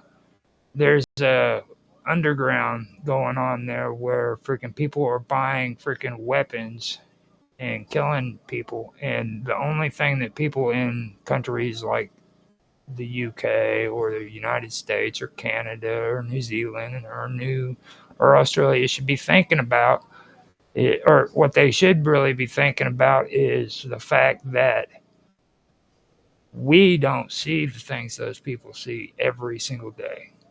Okay, those people live a freaking hard life. They freaking have to live in war every day of the week, okay?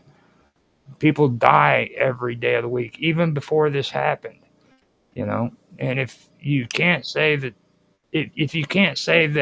either side aren't doing bad things to people, freaking turn on the news and just watch what's going on and don't take sides. Look at what's really going on. And you know what how that's happening? That's happening because people are sitting and squabbling over these people are right and those people are wrong. And that's not the way you need to do it. You need to look at it as this. You need to stop the killing, okay? The wars need to stop when it comes to this crap.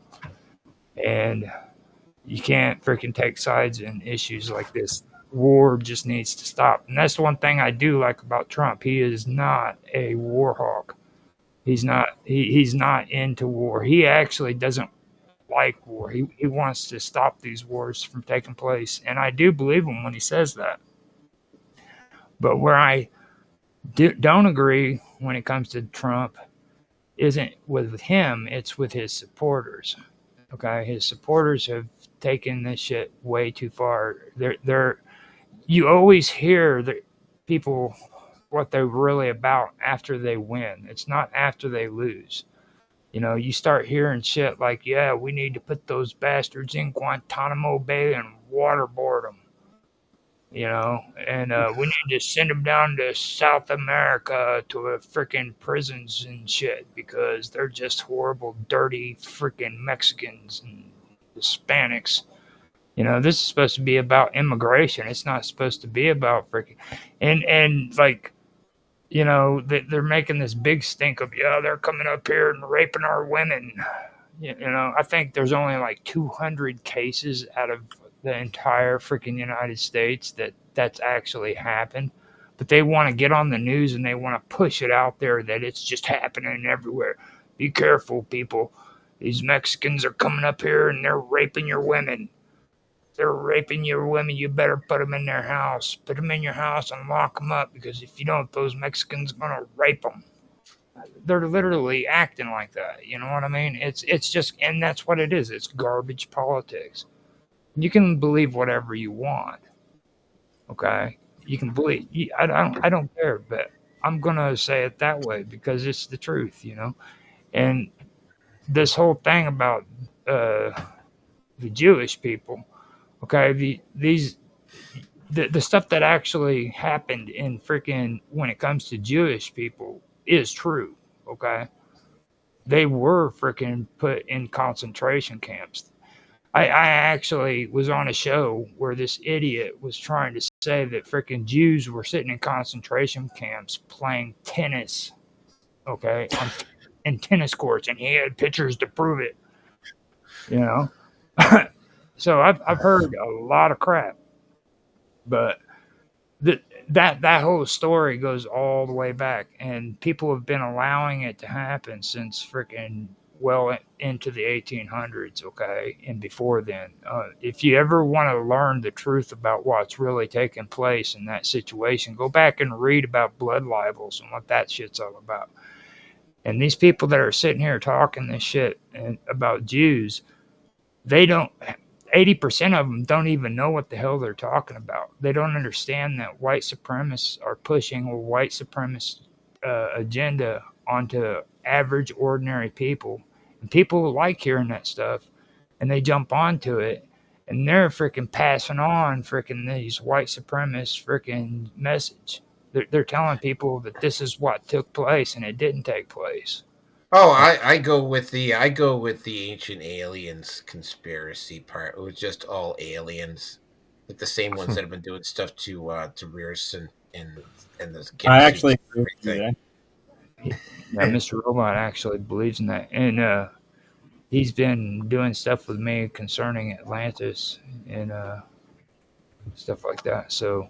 Well, that's another fascinating topic, but actually, it doesn't really have anything to do with Snow White. But I mean, yeah, I do want to say something about Snow White, though.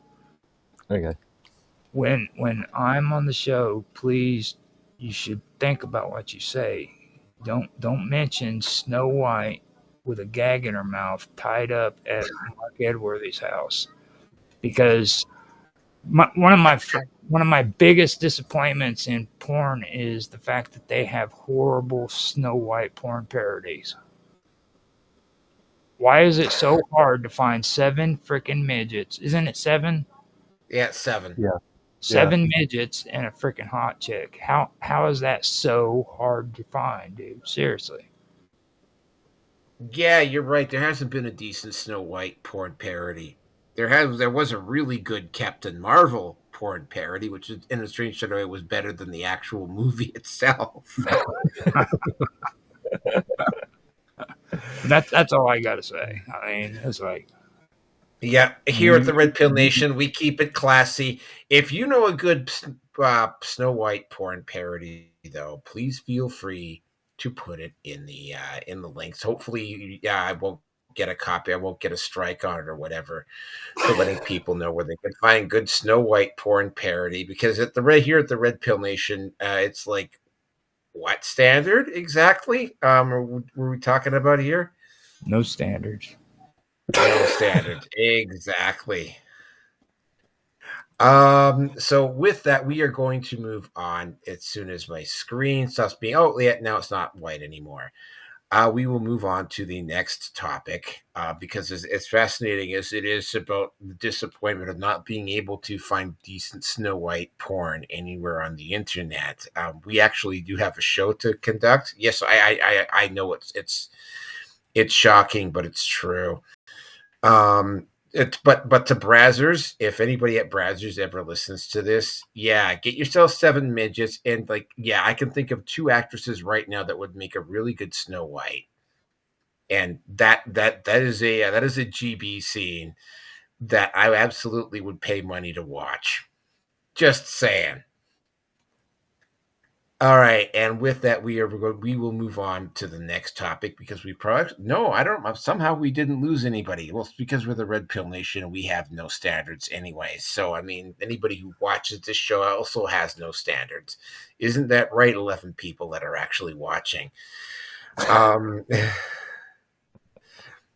We will move on to the next topic here. You got rattled, man. I mean, and just so you know, too, when it comes to porn parody, I would be all right with Ziegler being the hot chick.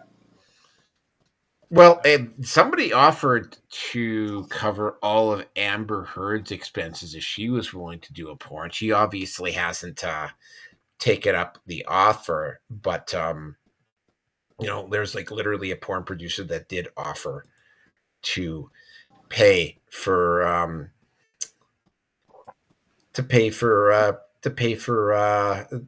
expenses if she was willing to do a porn. But let's move on to the next topic here, because the next topic is absolute proof that some people, again, speaking of stupid people that can't keep their mouths shut, the WNBA has not made a profit in any year of its existence. Now, they got what would be called generational talent last year in Caitlin Clark, just like the year before. If you don't know if you're not a big sports fan, what a generational talent is, it's a player like LeBron James or Connor McDavid or Connor Bedard, or I can't remember who that guy was who was drafted by San Antonio a couple of years ago. He was up there as well. Like, these are players that will, like, usually they get drafted first overall, and they're usually dominating the league within their first 2 to 4 years in the league. Connor Bedard's been a little bit slower than normal, but the WNBA got a generational talent in Caitlin Clark. Now, what did they go and proceed to do is, unlike the NHL or the NBA or Major League Baseball or soccer or Aussie rules football or rugby or anything else, they didn't institute any, like, I'm going to go with the NHL because the NHL is what I know.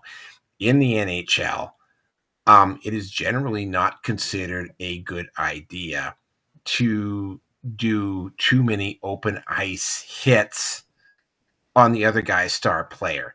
It is definitely not a good idea to be running at a player like, say, Sidney Crosby or Connor McDavid and delivering a cheap shot, although it does happen from time to time. The WNBA allowed other players in the league to bully Caitlin Clark left, right, and center. Now, fortunately, Caitlin Clark was a bit of a trooper and she just battled through it. But one of her biggest abusers was Angel Reese. Now, Angel Reese, and I'm going to try to be very respectful to fucking idiots everywhere, because she is a fucking idiot. If this had been any other league, she would have been facing some really serious blowback for what she did. She didn't. But she's nowhere, although apparently she's a good rebounder. But although, at least according to some of the stuff that I've seen on her, like, most of the rebounds that she gets are her own shots that she missed because she's a lousy shooter, unlike Caitlin Clark. Angel Reese just cannot keep her mouth shut like Rachel Ziegler. She cannot stop doing stupid stuff on the court. She cannot stop doing stupid stuff in interviews. The only reason she isn't as infamous as, say, Rachel Ziegler is because she's in the WNBA. Now, she went out and did something, and if you know how much money that the NBA pays its players, there's like literally the two highest paid players in the NBA make more money than the entire WNBA, all the players in the WNBA combined. It should be duly pointed out, though, that the NBA teams sell out 25,000 seat arenas on a regular basis, whereas your regular until Caitlin Clark came along, that is, was lucky to get 2,000 fans for a game. And by the way, they were lucky to get 2,000 fans for a game. They've lost money every year. The NBA has been subsidizing them. Basically, they're a leech. And while it is good that women players, and they've also got a women's professional hockey league now. Well, it is good that these women are able to play at the highest level professionally. And what has happened with professional sports for women is that the caliber of talent has gotten better. Now, one of the things, and this really started up with Team USA Soccer a few years ago, they seem to think that they are somehow entitled to be paid the same amount of money as NBA players, even though they don't bring in either via television or via actual asses in the seats nearly the same amount of money that the NBA does. In fact, like I said, WNBA has lost money every single season that it is. Now, Caitlin Clark came along, and for the first time ever, the WNBA kind of did okay for a change. And almost immediately, and I've got a photo of her. Oh, well, this is while she was playing at LSU on the screen at the moment. This idiot who was somebody who was notoriously bad for bullying Caitlin Clark, whom, by the way, announced that she, after one season in the WNBA, that she was going to go play basketball over in Europe because of the lack of protection that the WNBA was giving her. At least although it might have just been a summer league, I am not sure. But this idiot on the screen in the purple that you're looking at right now, she like literally suggested that the WNBA players march out of the league and go on strike, and their demand is, and I shit you not, is that they want to be paid the same as the NBA players, even though they don't make anywhere near the same revenue as the NBA players. Now, I wish I was making that up. I isn't. She has doubled down on this. Once again, proof that athletes are not particularly smart, and we shouldn't be taking our marching orders from most of them. But yeah, this is the manosphere. I think this is probably going to qualify as the manosphere content tonight. But yeah, like just absolute stupidity. And with that, I'm going to turn it over to Mark, who, by the way, has to get back to cleaning up old debris from the party for the film premiere at his place. Yeah, parody of his own. Yeah, I wish. Okay, I remember when we were talking about Caitlin Clark, I think it was just before Christmas. And I'm really just going to reiterate what I said then. At the end of the day, these sports organizations, the maybe the the women's the US National Basketball Association or any other association receives money because people are interested in watching the games. If people are interested in watching the games, then they receive advertising sponsorship. If people are not interested in watching the games, then the advertising sponsorship dries up. Therefore, if she wants to force the WNBA to go on strike, nobody's and they are not getting that much viewership. They're not getting, as I joke with Roger quite often, if they're not getting the bums on seats, then who cares if they go on strike? Who's going to miss them? That's really the crux of it. If people are not watching, they don't receive advertising sponsorship. Therefore, the players don't receive that large amount of money. It's as simple as that. Free market ideology. You could argue that people are misogynistic, if you want to go down that route, but if people do not want to, irrelevant of if it's a women's sport or men's sport or whatever sort of sport, if people do not want to watch the stuff, then the advertiser will not be interested, and therefore those organizations cannot receive as much money as they would like, and therefore that hits back onto the players. It's that simple. I'm sorry, you're talking too much common sense, Mark. You're going to have to. Dude, like, how dare you? How dare you? This is how dare you use common sense here? How dare you use logic and reason? I mean, this is the Red Pill Nation hangout. We're a bunch of crazy loons here with absolutely no touch of reality. And you come in here with your logic and your reasonability. Oh my God, how dare you? And with that, I'll turn it over to Mr. Robot here, who hopefully bring us back to insanity with his take. So, Mr. Robot, the floor is yours.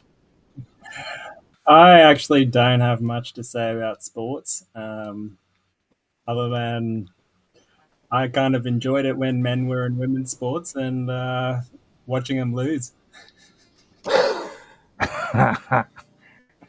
Well, he's also a dork too. Like, he's never been athletic a day in his life. Just I've known Mr. Robot enough to know that he's like.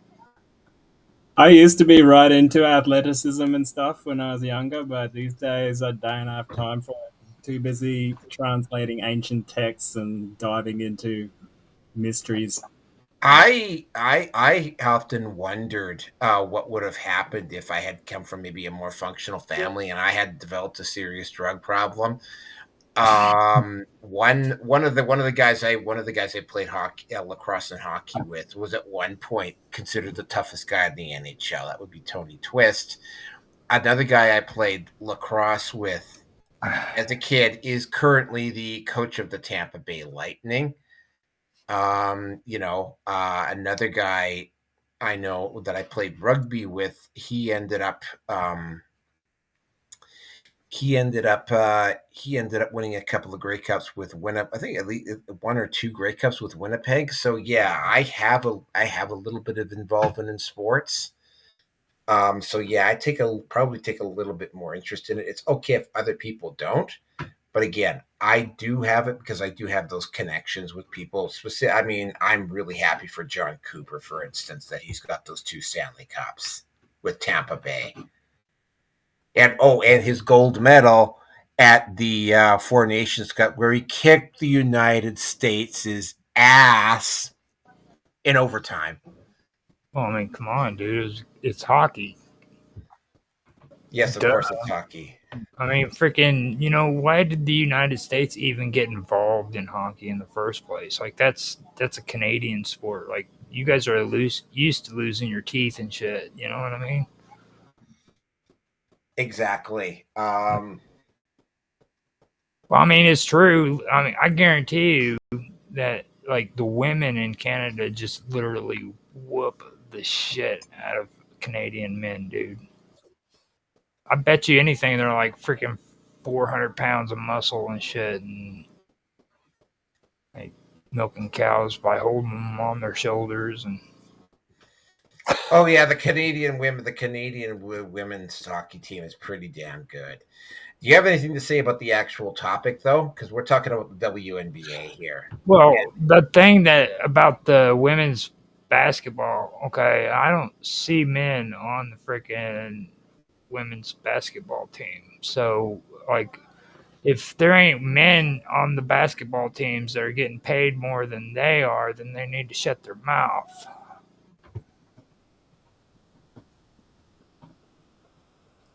Now, if they were playing in the NBA, then they could talk about wage wars and stuff like that. But this isn't the NBA. This is the women's NBA, the WNBA.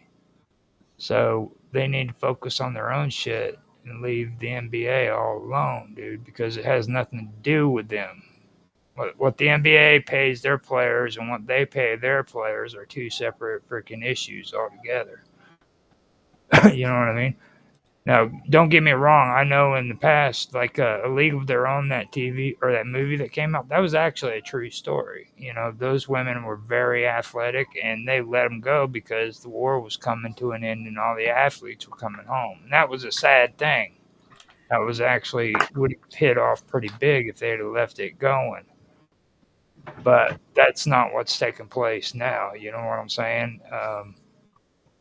This has completely nothing to do with that. Now they're trying to freaking get just as much money out of the WNBA as what the NBA is paying their athletes, and there's no way they could do it. They don't have the budget for that.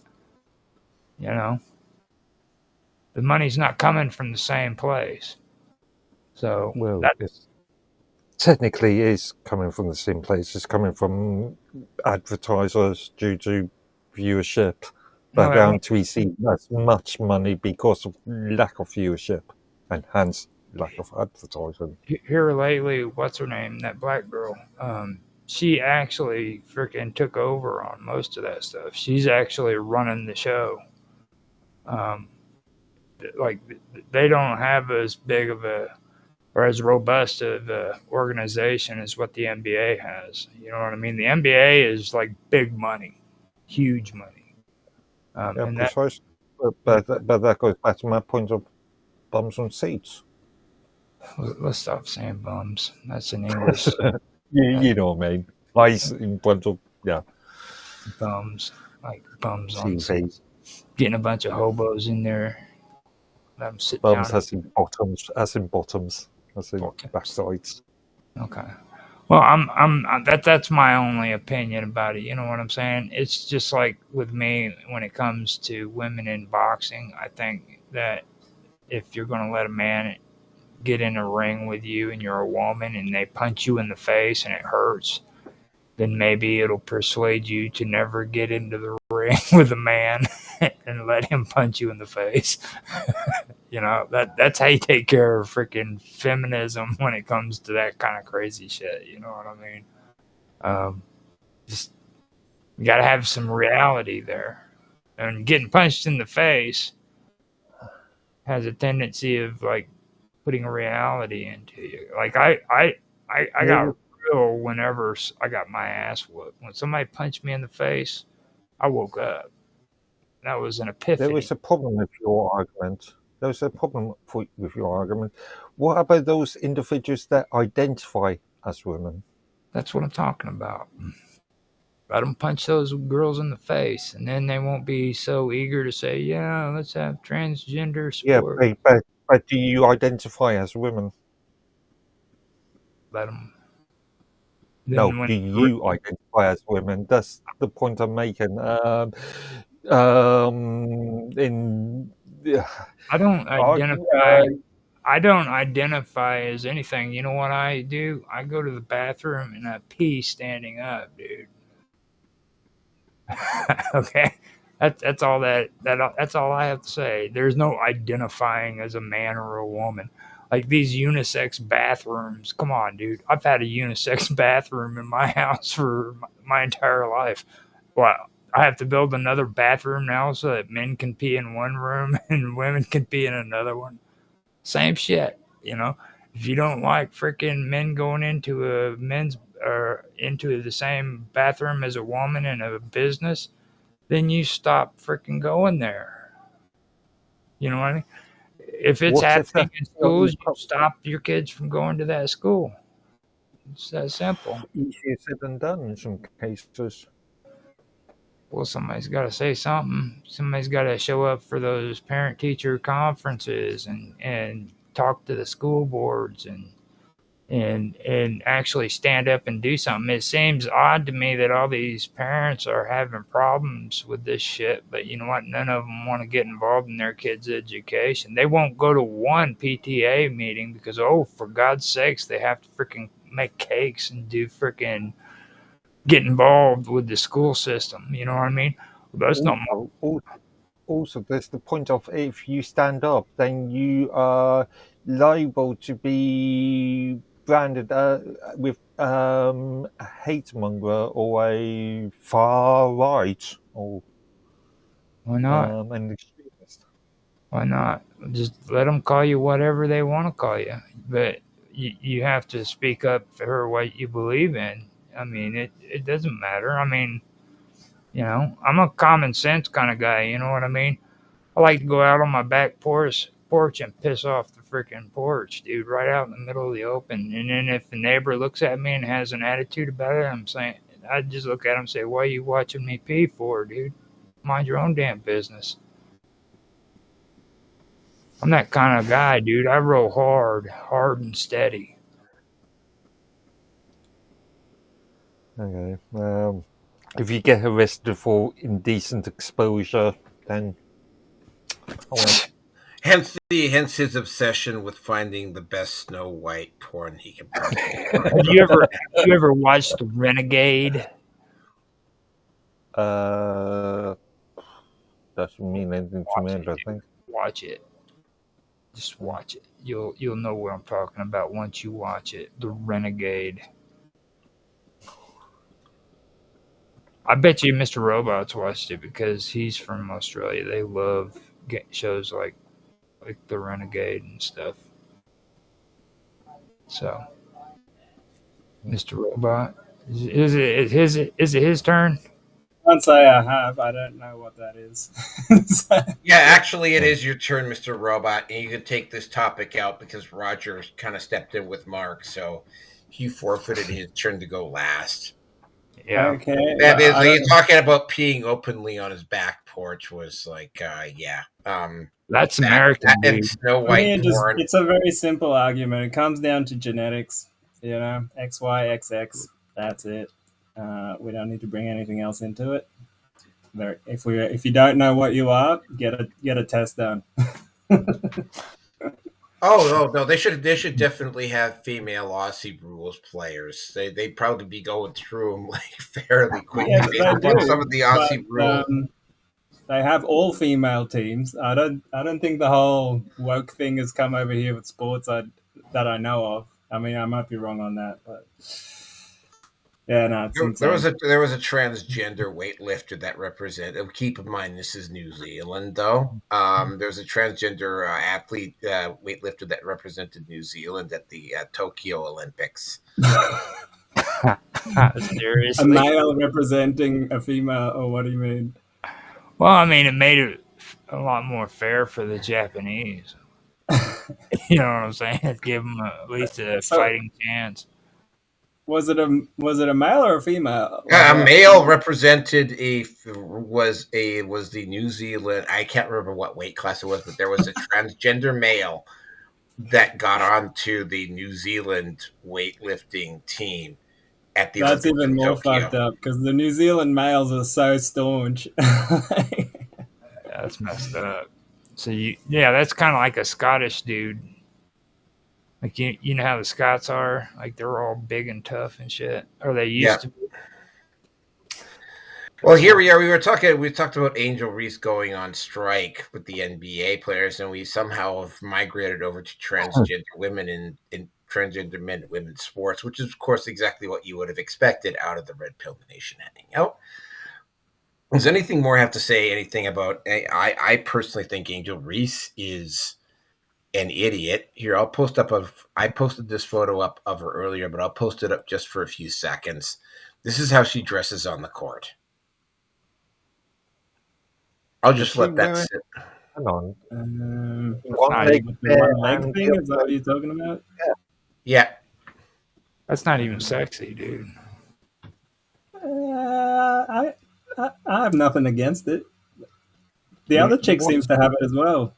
So is it their costume or whatever? Is it their jersey? I have no idea because I don't watch WNBA games. It looks like something I'd do at a festival. Yeah, I know you would do it. He's a doof, by the way. Just so you know, like Tell everyone. Well, you need to tell everybody you're supposed to be advertising that shit, dude. You can't even say it, Roger. Doof. Doof. Doof. Doof. Doof. Okay. Doof, doof, doof, doof, doof, doof. I'm sure they have pretty decent festivals in Canada, don't they? I have no idea. I am not hooked in any form with the Canadian doof community. Although I suspect Justin Trudeau might be an active member of said community. That's just a gut hunch.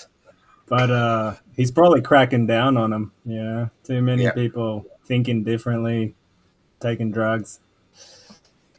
Oh, God forbid that anybody takes drugs in Canada, dude. I don't even want to imagine that shit. No, we just smuggle it all down to the U.S. I had to. I just recently made a comment to a friend of mine within the vacuum about him and his buddies getting into like arguments and in conflict and everything, and I'm like, are you serious, dude? That's like watching the Care Bears fight freaking like My Little Pony, like, you know.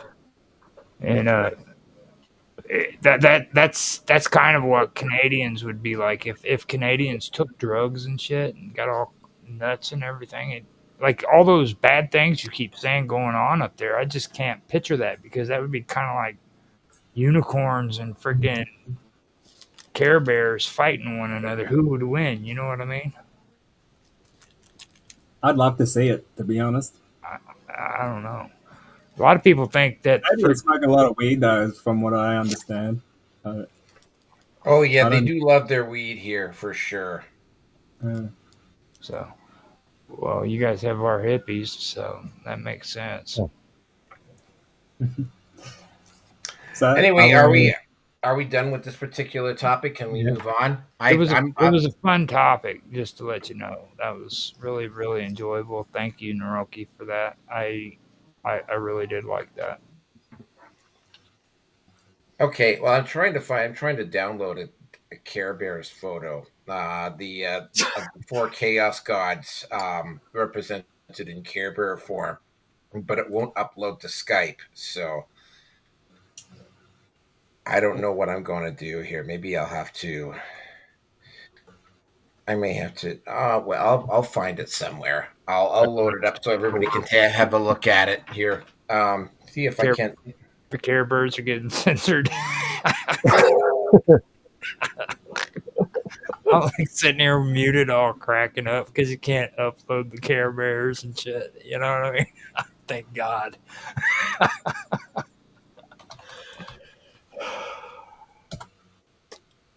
Okay, hold on a second here. Let me just see if I can find. All right, there we go. Let's try this again. In the meantime, we'll move on to the next topic because I think we pretty much talked ourselves out on this one. So the next topic here, let me just timestamp it here. Okay, so the next one involves probably one of the two biggest hit. Well, Ethan Klein is just a grifter. Hasan Piker is a somewhat more successful grifter. And in fact, Hasan Piker actually had a PUA show at one point known as the Brofessor, and which was a pickup artist forum. Ethan Klein and Hasan Piker were doing this show together, and it was going along. Well, I don't know how well it was actually. It was going along well until the Palestinians moved out of Gaza Strip and started killing a bunch of Israelis on October. I think it was October the 6th of last year, or of 2023. Sorry, and immediately Hasan Piker started going full simp bitch ass mode for the Palestinians. So I'm not going to get involved in, I don't have a dog in that particular fight. Ethan Klein, though, is Jewish, as in Israeli Jewish. Like, he's got relatives in Israel that are actually involved in this. So needless to say, the relationship between Ethan Klein and Hasan Piker got worse and worse and worse because Hasan Piker just wouldn't. I mean, he's working with Ethan Klein on the show. First, the show went away. Then Ethan Klein, because Hasan Piker was like literally like promoting like anti-Israel and anti-Jewish propaganda on his show, he managed to piss Ethan Klein off. Now, keep in mind, I'm not a big fan of Ethan Klein. Ethan Klein is a grifter. He's a hypocrite. He's a full-blown leftist. And in an ironic twist of fate, at one time, he was actually pro-Gamergate. And he did interviews with people like, Jordan Peterson, for instance. Now, a couple of years, like I think it was about less than a year and a half ago, Ethan Klein decided to remove that particular interview off of his YouTube page. Jordan Peterson found out about it, and he said something that I think was very prophetic to Ethan Klein. He said, "You're trying to please a group that cannot be pleased. You're going to hit a point in time where you either can't or won't be able to go along with that crowd, and they will turn on you." Well, that is exactly what happened. Ethan Klein and Hasan Piker are no longer friends.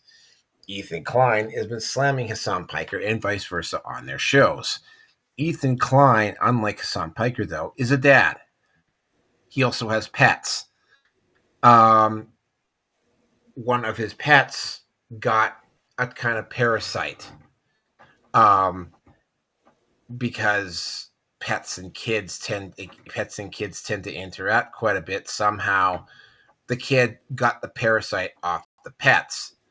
And of course, now Ethan Klein has to treat both the pets and the kids for the same parasite.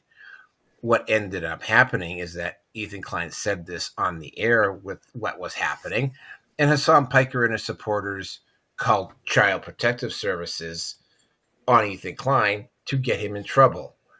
And it actually worked. They showed up. Ethan Klein has to go through, because Child Protective Services, and Roger has had DDJ on. Child Protective Services is to a great degree just not much more than a racket at this point. You don't want to. They've been allegedly tied into human trafficking in California. Anybody who's investigated that particular thing in California has ended up dead. Just thought I'd throw that in there as well. Yeah, Child Protective Services are a bunch of corrupt assholes.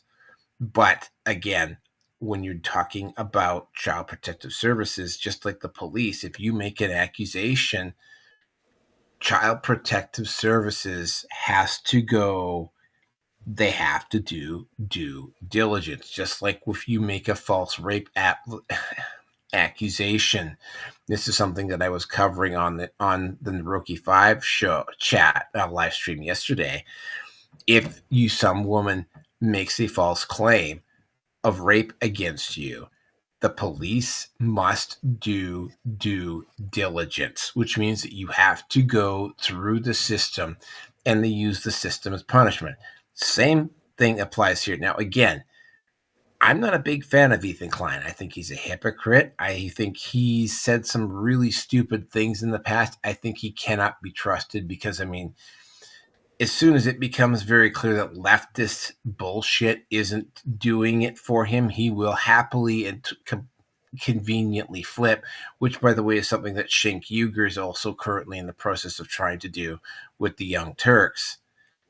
So while my sympathy for Ethan Klein is limited, I also do understand that, if you have a beef with somebody, you don't don't drag their family. You especially don't drag their kids into it. This is one of the things that really pissed me off, for instance, about Mark Hamill when he lost his shit because his current wife dressed their 3-year-old son up in a Jedi uniform, and his wife posted up a photo of a 3-year-old in a Jedi uniform saying the Force is very strong in this family, and Mark Hamill literally lost his shit over 3-year-old in a Jedi costume.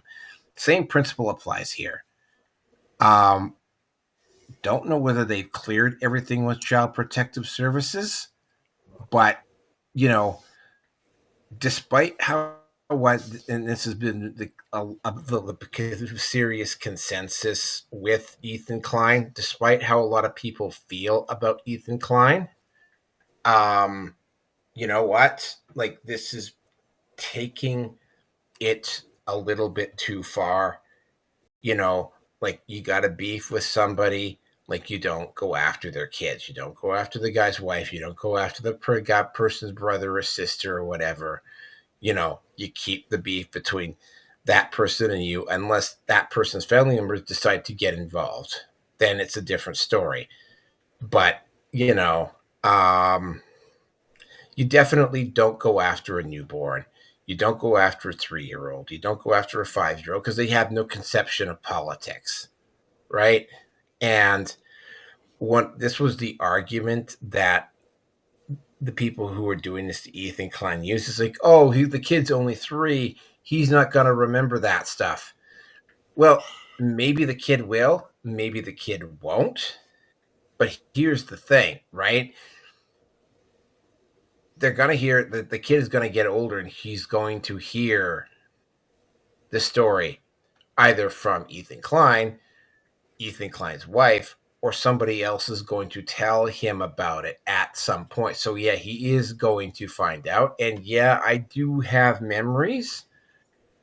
While you don't remember a lot of details when you're a kid, my earliest memory that I can remember is me at 5 months old. So, yeah, you do remember stuff. You just don't remember a lot.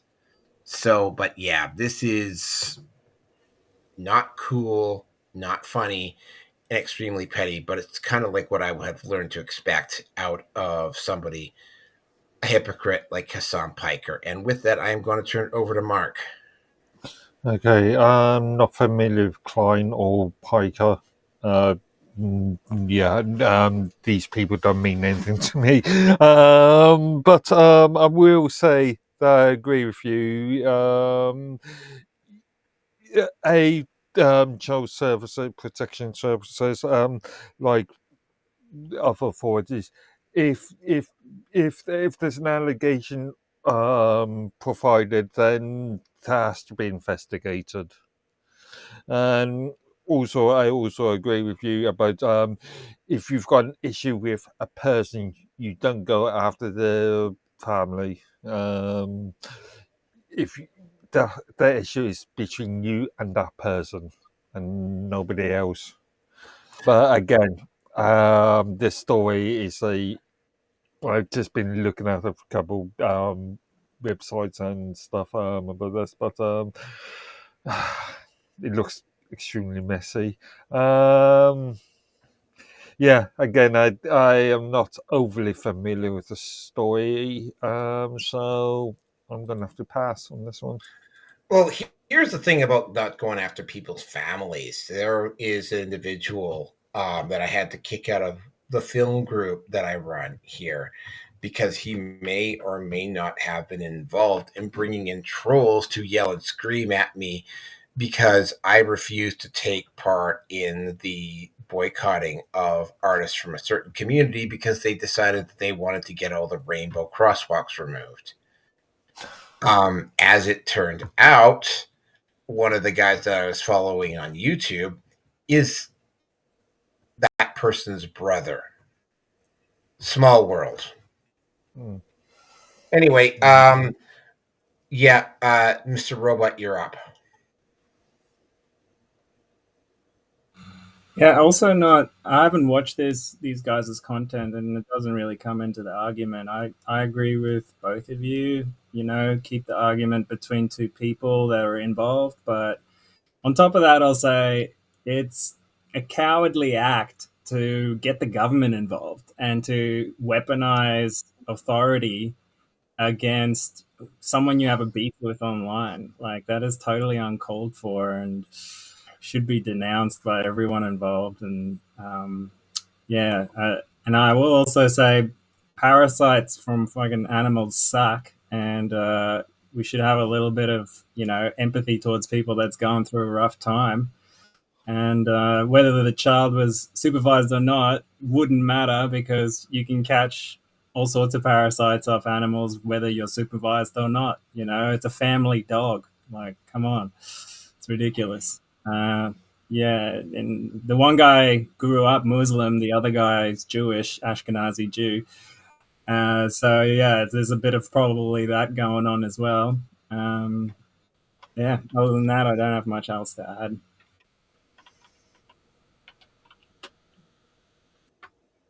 Roger. I know, I just got confused. I had to figure out where the mute button was. Sorry. But I've watched some of it, and see, the thing of it is about Klein is he's always been in trouble.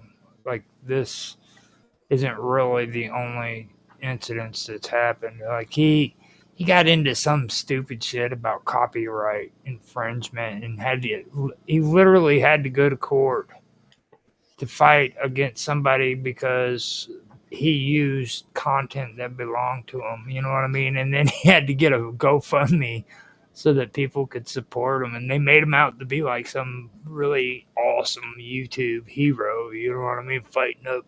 Fighting for injustice and shit. You know what I mean? And this was before all that stuff that happened with his wife. But don't get me wrong, I agree with that. And I've even spoken out about it. You guys have heard me say this stuff before, I don't approve of any organization that allow or hire somebody to snoop around your house with a camera, and then when you catch them, you can't even freaking sue them or have them arrested for freaking doing that because they're protected by the government. You know what I mean? And these aren't even government employees. They're people that are hired by the government. And like whenever somebody makes an accusation about you, they have to investigate it. So that means they go out, they investigate you, and then that you, even if it's not true and there's no evidence been found, you're still freaking held under suspicion or investigation, as they say, for an entire year. That right there is really weird. I think that is something that that's something that really upsets me about that. And then that's something I don't agree with at all. But then it gets even worse because like after that happened, he turned around and then he started doing another project with a guy that he literally got into an outright fight with.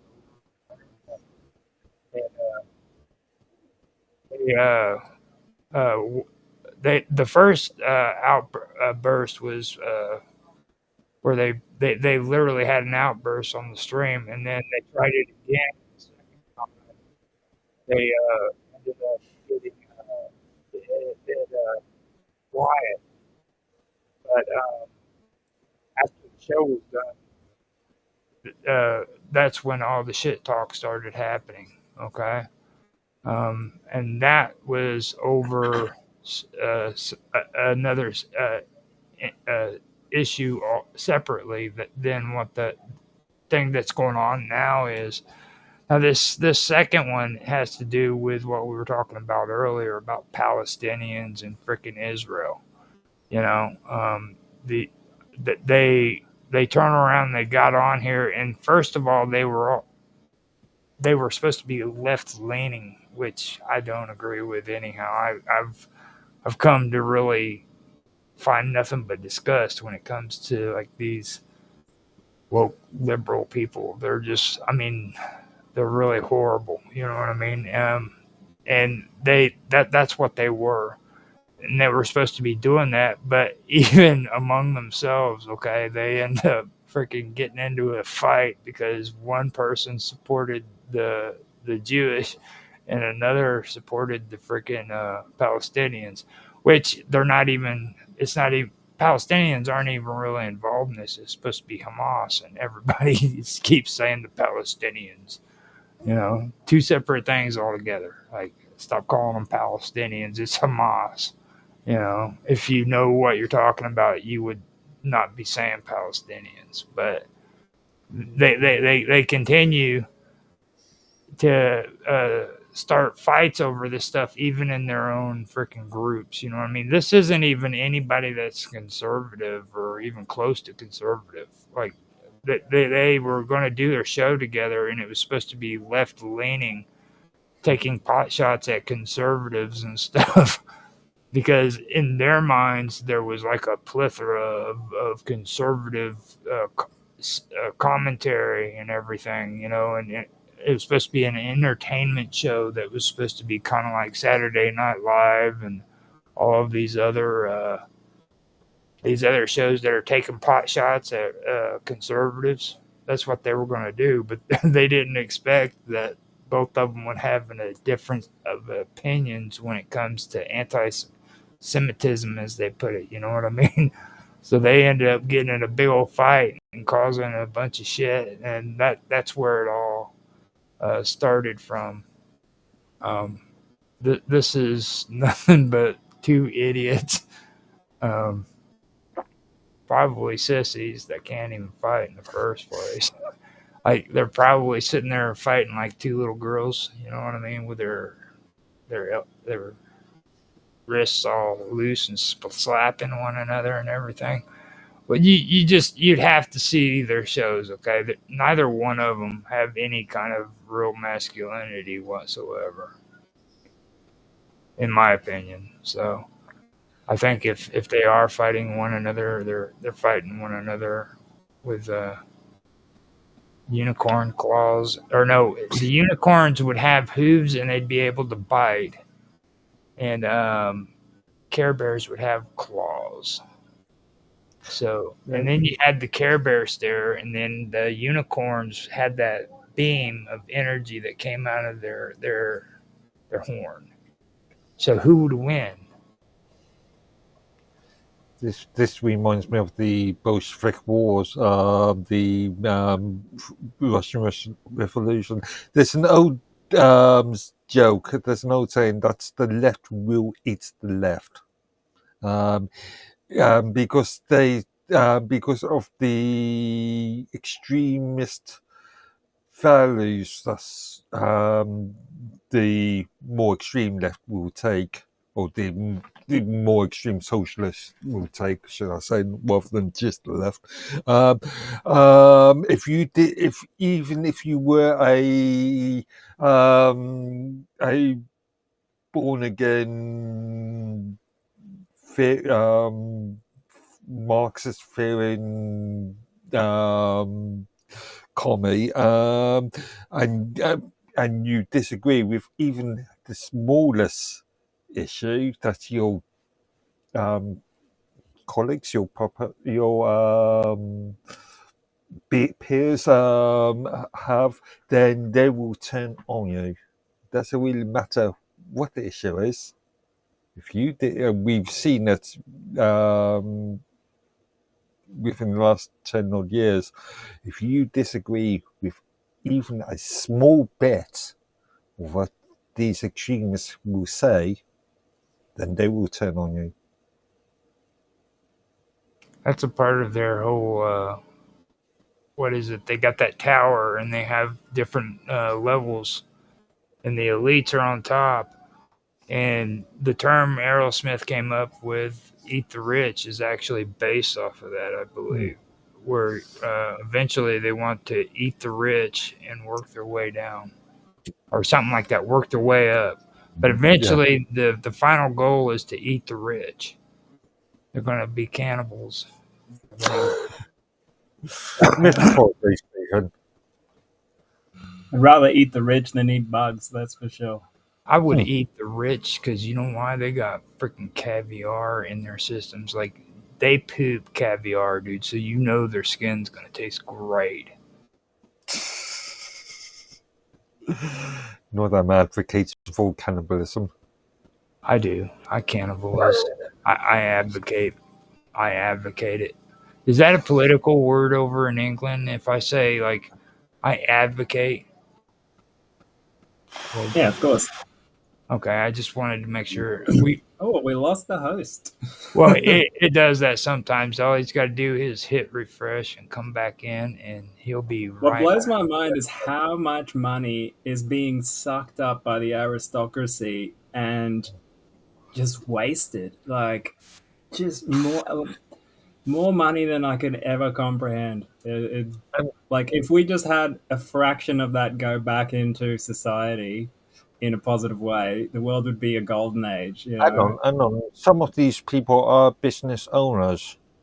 Yeah, I don't care. There should be a cap on how much money you can make, I reckon. Like, if you're making $100 billion a year.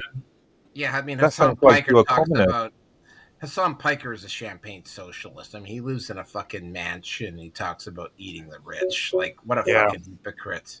Exactly. And that's, I don't know, that was kind of one of the reasons why I mentioned it, because you bounced out for a second, and I was talking about how cool it was for, like, to be a cannibal, dude, and shit. I seen you on camera. You're a pretty big guy. I would eat you in a heartbeat, dude. You're like freaking huge and shit. And you're from Canada, so I know you've eaten a bear at least once in your life. We know you guys are running out of eggs too, Roger. So that's because of Canada. That's because of Canada. I actually figured that out. You notice we're having a shortage now that these tariffs are coming up. That's because we've been buying eggs from Canada, dude. And now these tariffs are up, and Canada's getting feisty, and they're freaking saying, you know what, we're going to put tariffs against you, and then mysteriously we have these freaking shortages again. We're coming for your eggs. Well, that's what I was saying, dude. Like, based upon a conversation I think we had in the Fixing Votes the other day, I was thinking, back in between 1940 and I think 1952, the UK was in rationing, even after World War II, all the way up to I think 52. And there was a big drive to use egg powder, so I was just wondering, is there a big market for powdered egg in the US at the moment? In homeless shelters. Okay, I mean in the general store, in the general populace, do people? Not that I've heard. People buy more powdered egg? Maybe in the school systems. I'm not gonna say that for sure, but those eggs really are suspicious. But other than that, I've actually come from a poor family where we've actually had to eat powdered eggs, but that was like years ago. I don't even think kids today would even eat powdered eggs. Well, if you've got nothing else to eat, then. Dude, these kids are sissies. Or if you've got a limited supply of food, then yeah. These kids are sissies, dude. Like, freaking seriously, I doubt they would do it. Like, they get away with walking away from the table because they stick their noses up at the plate. My mom and dad would have whooped my ass. Freaking, they cooked an entire meal and had me freaking sitting there sticking my nose up at it. It's either you eat these powdered eggs or you eat nothing. You go without. That's the way I was raised too. You eat it or you go without. Yeah, me too. That's why I eat anything. I'm a pig, dude. Well, it wasn't quite so bad in my family. They pretty much liver and spinach were about the only two things that were off the menu for me. I love liver and I love spinach. Liver if it's done, I've had one good meal involving liver where it was done properly. My mom made liver like it was shoe leather. I couldn't stand it. Mark's just a sick individual, though, too. So just take that into consideration. He is. No, he tells you straight out, liver is the best thing on the face of this planet, dude. He loves it. Fun enough, I bought just yesterday some, what was it, Norwegian or Polish? Polish blood sausage. Which I've yet to try. Oh, I've heard of it. I've never had it. I'm not really all that interested in trying it. Anyway, we got one more. One thing before I go on to the last topic of the night here. Illuminati or Mr. Robot, I need an avatar for you. Yeah. I need an avatar for you. Just because I do edit content sometimes. I am on doing most of my shows on Rumble now, but I do edit content sometimes. I'm thinking of moving, not necessarily from Skype. I'm thinking of moving. What's that new option that everybody, at least everybody in my circle, seems to be moving to that Microsoft option? But just go open source. All these other ones, they just mine your data, man. Yeah, Jitsi but that means posting. that means, I know. You can say yes. Let's move to open source, but A, you're gonna have to get the technical knowledge. B, you're gonna have to set up the infrastructure yourself. That's not practical in most cases. Not with Jitsi, they host it. You just Okay. join. Okay, you're using a third party, which may mine your data anyway. I've got a good solution. Anyhow, no matter where you go, Naroki, come over to Elements and build up an account and come in with us. I did go over to Elements. I did use it for a while, but it just seemed like it was a dead. Well, you haven't hung out with us. I've been building out quite a big community on there. It's dude, we are the shit, dude. Me, Mark, Tan, and Mr. Robot, we just rock like you wouldn't believe on there. You'd love hanging out with us on there. Okay, well, we'll talk again. We'll talk about that tomorrow because it's after midnight. I'll send you an avatar to Roger, and he can get it to you. All right, thanks. Let's move on to the last topic of the night, and we might actually this one. I have a feeling we might go over 3 hours with this last topic. Hold on a second here. Let me just put the timestamp on it because this one has really big, long-term implications. Okay, what effectively happened here is that four major, and by the way, Tim Pool is not a conservative by any imagination, neither is Viva Frei. And Russell Brand is definitely left of center as well. So this is not necessarily limited to one's political spectrum. But Tim Pool, Steve Crowder, Viva Frei, and Russell Brand have announced that they are leaving YouTube completely. And they're just going to do stuff on Rumble. And there's a few others that including, by the way, Jeremy Hambling over the Quartering, that have decided that they're going to switch their main channels over to Rumble, but they're still going to post up at YouTube. Kind of not overly surprised that this happened. Listening to Jeremy Hambling and Steve Crowder talk about this, Steve Crowder was pretty blunt. He said YouTube is a platform that needs to die, and it does. Jeremy Hambling has been I would have loved, even though YouTube brings in the majority of my money, my channels aren't growing. Neither is Viva Frei, neither is Russell Brand, and it's and they don't YouTube just seems to be YouTube has taken a stand, and they're just going to hold on to that stand until they actually literally and figuratively go down in flames. What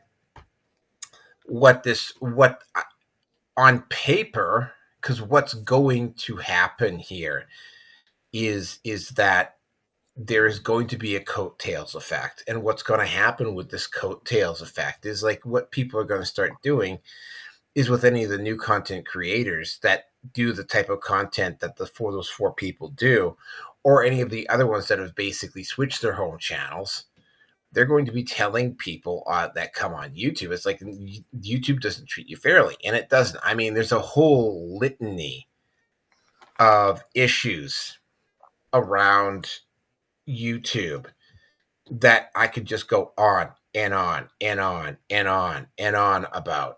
The thing that finally did it for me to finally just like completely like, I mean, I have a YouTube channel and I post up my content at YouTube, but it's not my main channel. I only got 52 subs there. I really don't care whether it grows or not, or whether I'm getting eyeballs there or not, or anything.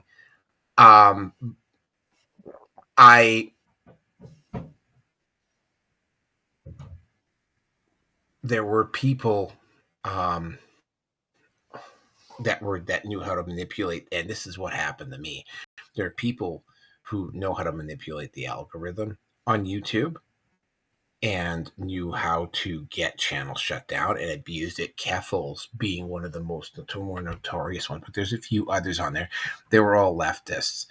YouTube is run by Google. I don't even want to get into what Google did, but what really did it, like I said, what really did it for me was when they started forcing me to watch ads.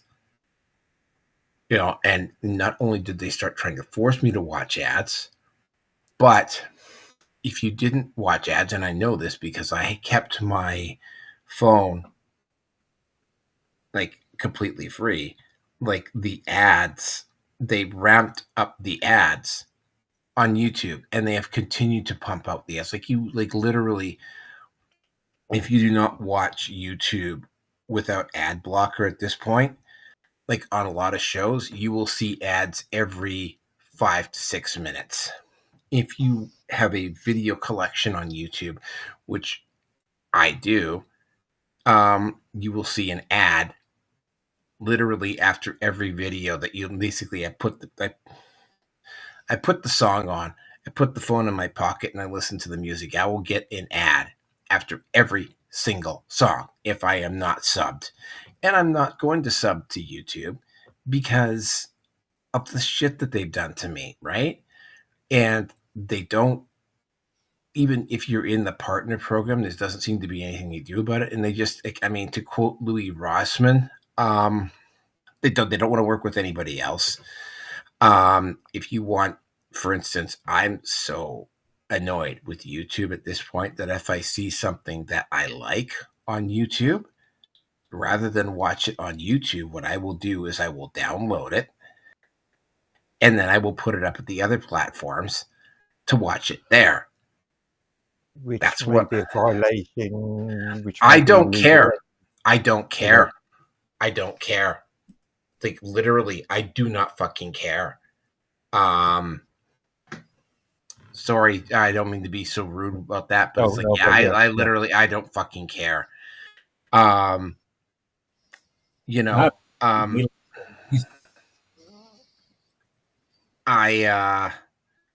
you know, it's, yeah, YouTube is just a horrible, disgusting platform and it does need to die. And hopefully what this will do is that it will send the signal to other content creators that aren't crazed leftists or even people who are doing non-political, non-social content. Like, I mean, I've got some very unique and useful information off of YouTube, which is the only other reason why I will watch YouTube.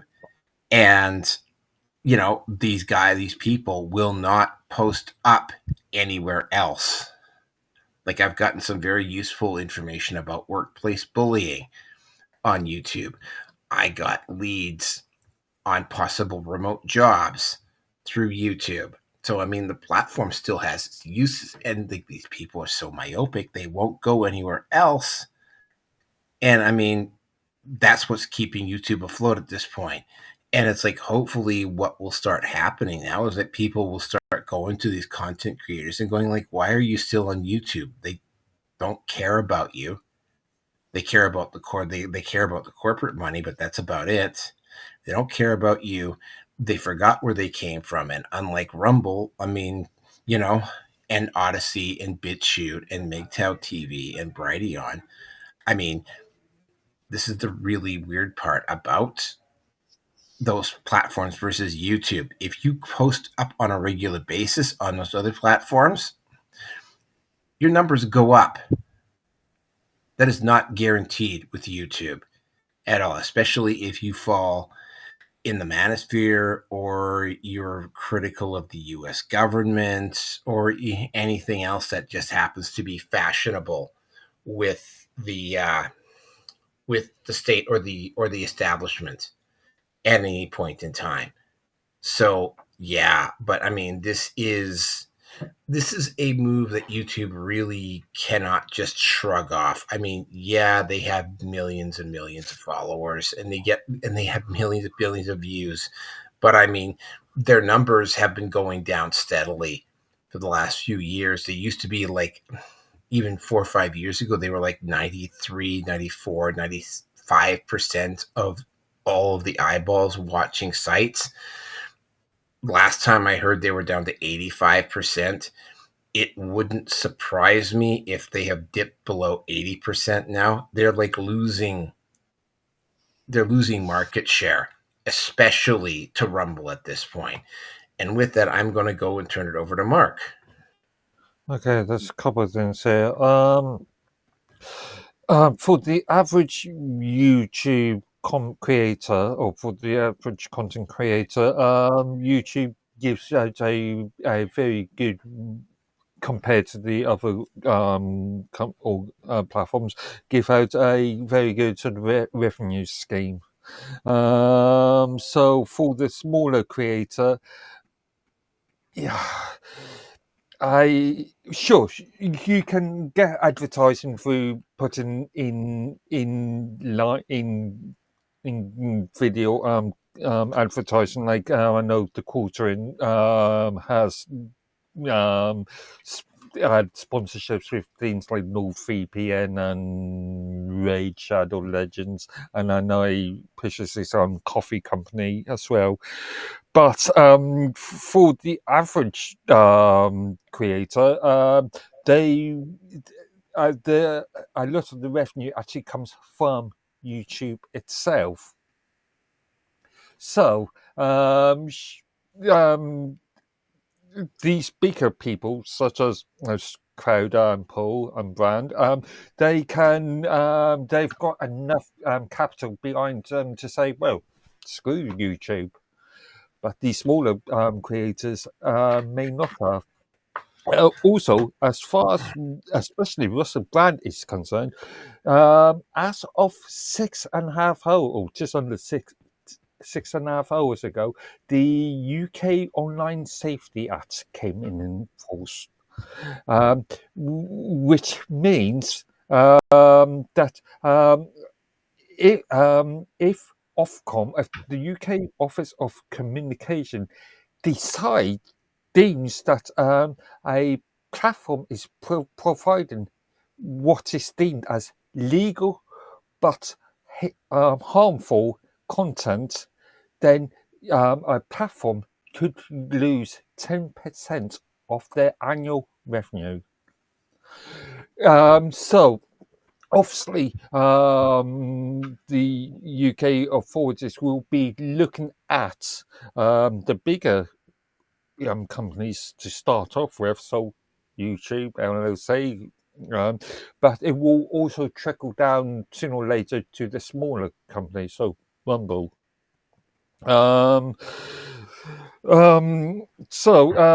Even as far as Russell Brand is concerned, being a British creator, I believe, British or Irish, British, he could be violating, he could be creating content that could be deemed as harmful, hateful, or lawful harmful, or even possibly under the new legislation, actual illegal content. So so as far as YouTube's concerned, good. See the back of them, because that's less hassle for YouTube. But this issue will hit Mumble. This issue will hit all social media platforms sooner or later. And I can see some interesting court cases coming up. But at the end of the day, it could be damaging the new legislation. Even though it's UK based, there could be wider implications throughout the world, really. Because how I, as a British citizen, I could be watching something that was only produced for a US market, and being a British citizen, I could say, well, I disagree with that. I am offended by that. Therefore, I can make a case with Ofcom, the Office of Communication, and then if Ofcom deems that my case is correct as far as they are concerned, then YouTube could lose 10% of their global income. Oh well, hey, I will throw a couple of caveats in there.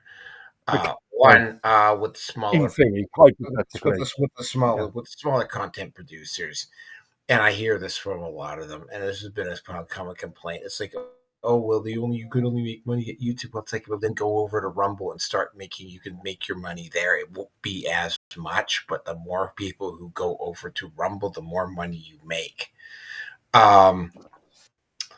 As for global impact of that British law, I would start laughing euphoric, like I would be rolling over laughing if the British government tried to. I'd be rolling over laughing if they tried to go after an American company, tried to get them to fork over 10% of their income to them in the U.S. to Britain. There was this thing back in 1776 where the British tried that before. It didn't go very well for them. Anyway, with that, I will turn it over to Mr. Robot, and then Roger Hansen can take us out, and then we're done for tonight. I will just say that happy that Russell Brand and Crowder and those guys are doing it. I think it's a smart move. They've been dancing around this YouTube issue for too long. I see why they were doing it, getting their followers over and stuff. It took a while, but they've got a good following now on Rumble and probably covering their costs and making money. So I think they're going to do well on Rumble. I love that Rumble's been promoting free speech, and that's what's made them grow so much, I think. And it's no surprise to me that YouTube's going to shit, is because they sold out to Google, and Google received their seed funding from the NSA, from the CIA, from DARPA. The ex-head of DARPA actually worked at Google up until 2016, until she left for Facebook. And if you're on a platform that is openly collaborating with the US or the global intelligence networks, don't be surprised if they're going to try and control what you think and what you've to say. And algorithms are meant to be designed to help people use the platform more effectively, but when you're dealing with the intelligence state, they have an agenda to control the narrative. And it just blows my mind that people are still using these platforms that are actively working to enslave us, when there's free alternatives available to, help promote individual free speech and sovereignty.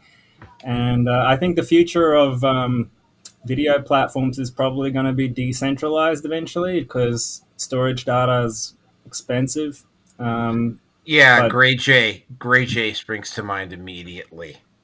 What is it? Gray J. Sorry, one I minor don't know point. what I just realised that I just remembered Rumble is based in Canada. Rumble is headquartered. Well, their offices are Krep Pavlovsky is from Toronto, but the actual offices for Rumble are based in Florida. Okay. The headquarters, the company itself is headquartered in Toronto. That's what I was going to say. It's just the headquarters that matters, not like the others. Well, no, this goes back to my argument about if you've got offices in other countries, then you have to abide by those other countries, and there can be a conflict. Right. There. But the main issue when it comes to that is really the whole where the bills are sent to. You know what I mean? If you're going to be a multinational corporation, your address is very important for tax reasons. And you were talking about being penalized by Britain. Well, I mean, they're going to have to, if they don't want to comply to the United States, then, if the people in the United States don't want to comply to what the British want, then all that means is that their broadcasts are no longer going to be available in England. And England's been known to do that. They've been known to prevent other countries from seeing what they broadcast, like the BBC for the longest time couldn't be watched in the United States. So that's not really anything new, you know what I mean? But I do have to say this, or actually I have to ask Mr. Robot something. If this wasn't on Rumble, would you be on this stream right now? No. Unless it was on Odyssey or something like that. But I would never touch YouTube. Okay. And I wonder if like a solution one day would be for like Musk or someone to put data centers up in space orbiting the planet where there is no rules and laws and, maintain like space legal sovereignty. You're misreading the law. Legislation. Space has got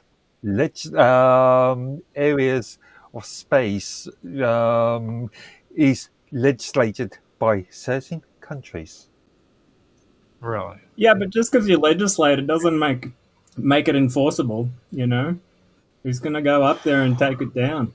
Dude, that just means space wars. I mean, that's going to be the coolest whenever we're up in space and we're shooting lasers at one another. Another solution would just be to decentralize data across, people who use the platform, keep that data encrypted until it's used on the end devices, and no one knows what is where, when it's where.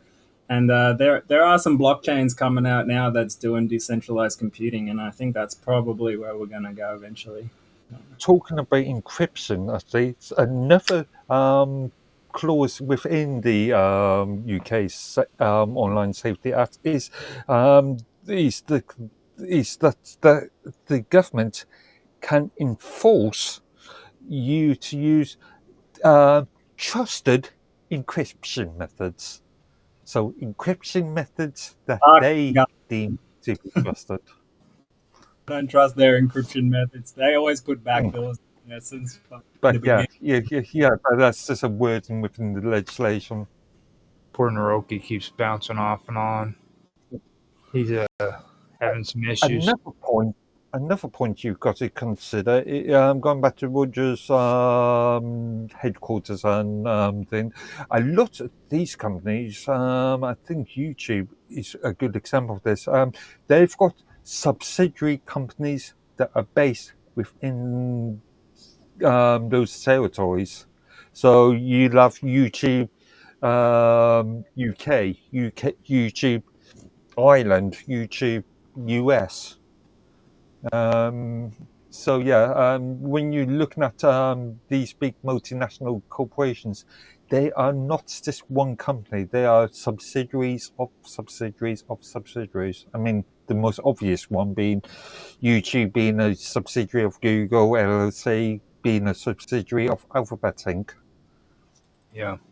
And see, that's the one thing that I want to talk about more later on was Alphabet Inc. Because, like this right here is a good topic for one thing. There was actually a couple things. You guys mind if I go over it on my part, what I wanted to say? Go on. Yeah, I mean, yeah, we're over 3 hours here, so we have to wrap up. Okay. But, Now, this these three right here are pretty interesting if you pay attention to it because, okay, first of all, Russell Brand should have been off of YouTube a long time ago. The only network or platform that actually stood up for him and backed him up was Rumble.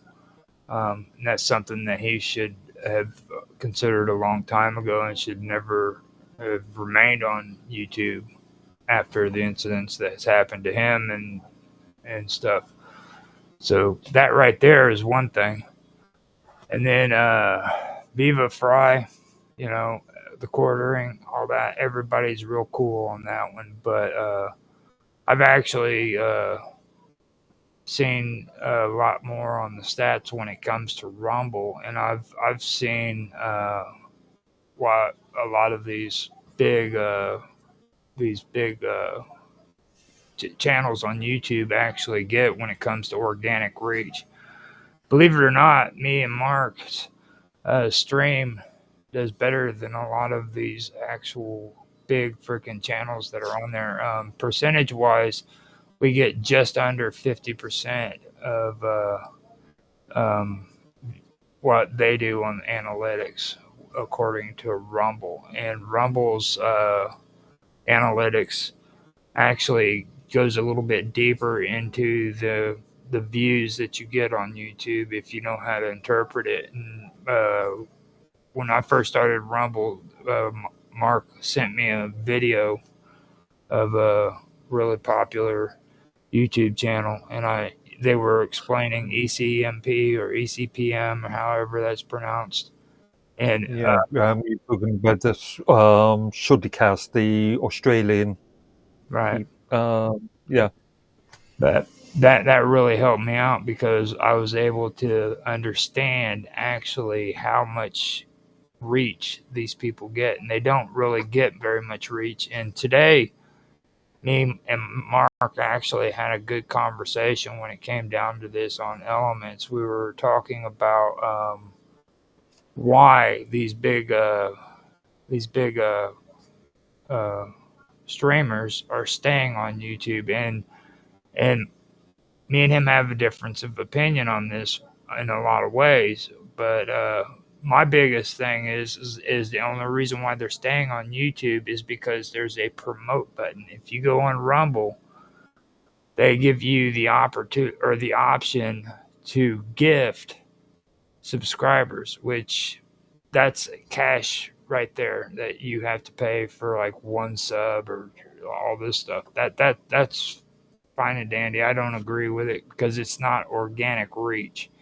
Now, you can get 100% organic reach on Rumble, whereas if you go on YouTube, all you got to do is put shitloads of money into the promotion option that's on there, and you get all of these views.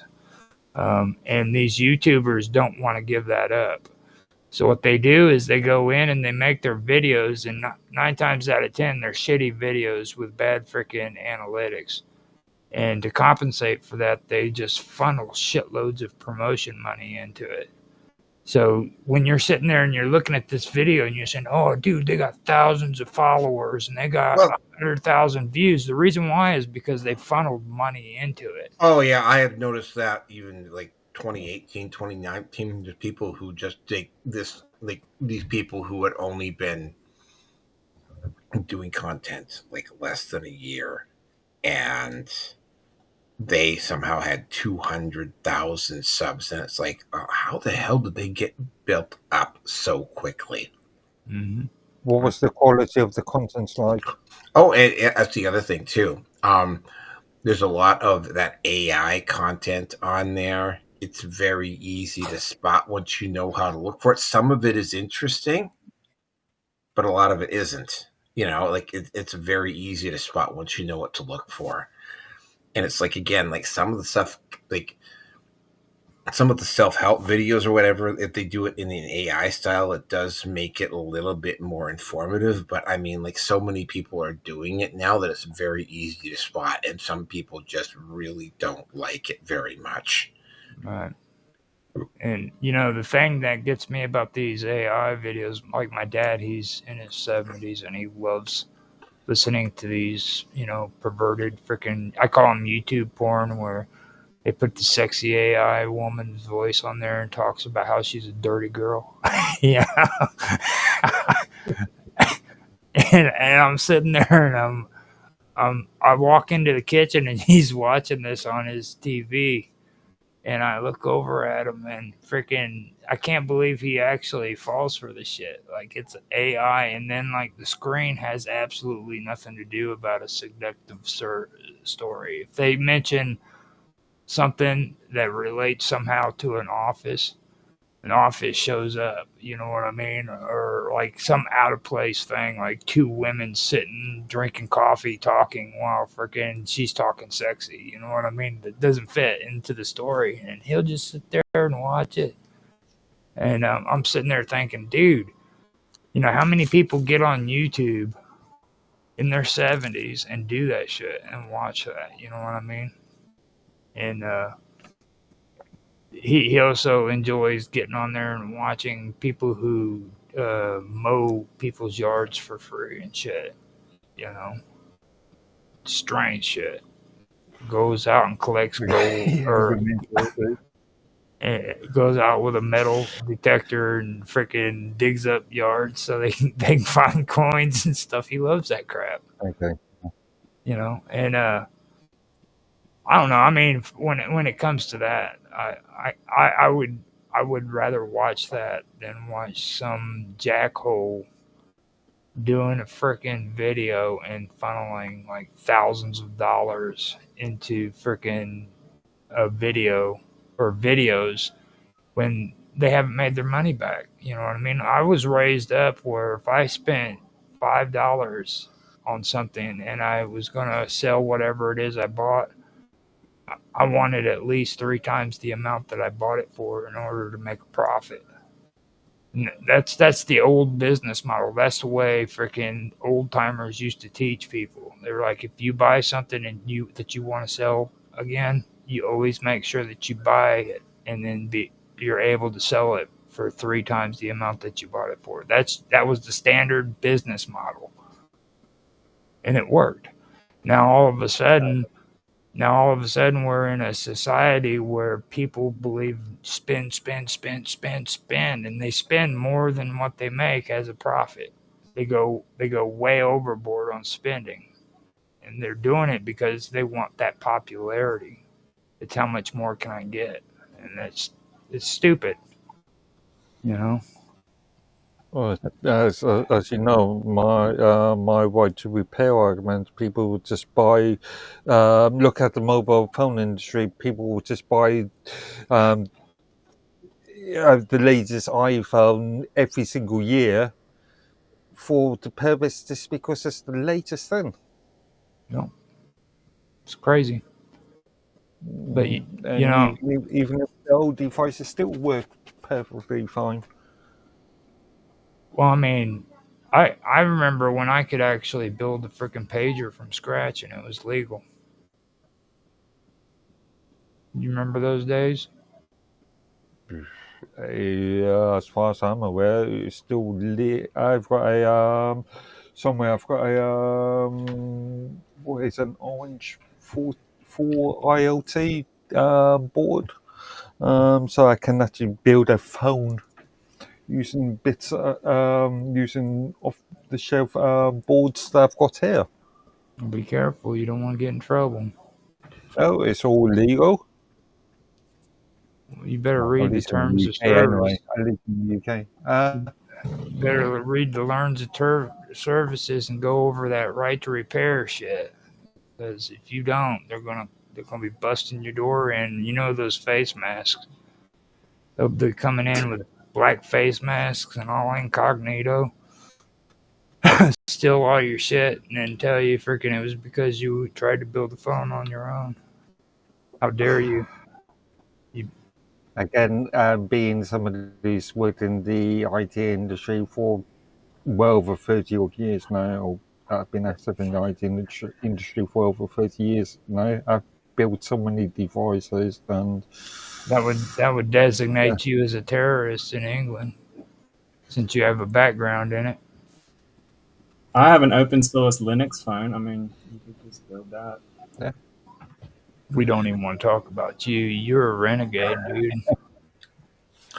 Anyway, there's anything, but here's the thing: between what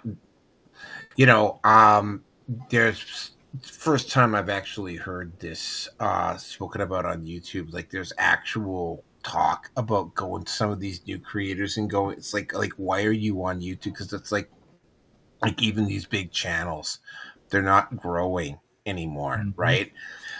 Which is the reason why they went over to Rumble. It's sort of like, it's, again, people are so myopic that they just won't go anywhere else but YouTube. And it's, it's like you just have to start almost like a grassroots campaign to start talking to new content creators, and to even some of the people listening here. It's like, a new YouTube content creator. It's like you start asking them questions. I do, it's like, why are you only on YouTube? Why are you not on Rumble? Why are you not on Odyssey? Why are you not at BitChute? Why are you not at MGTOW TV? Why are you not at Brighteon? Why are you not at Twitch? Like, why are you not at all those? Nobody's saying that you have to drop YouTube. Your content can be put on multiple platforms. Well, I mean, here's the thing. With Grey J, you don't even necessarily have to have a platform. You can follow the creator, not the platform. That's the thing that got YouTube so panicked about Louis Rossman when he came out with Grey J, right? And that's an idea that's going to spread. Like, I mean, they're suppressing Rossman's idea, but it's going to. I'm also thinking of a YouTube channel, British Politics YouTube channel. No,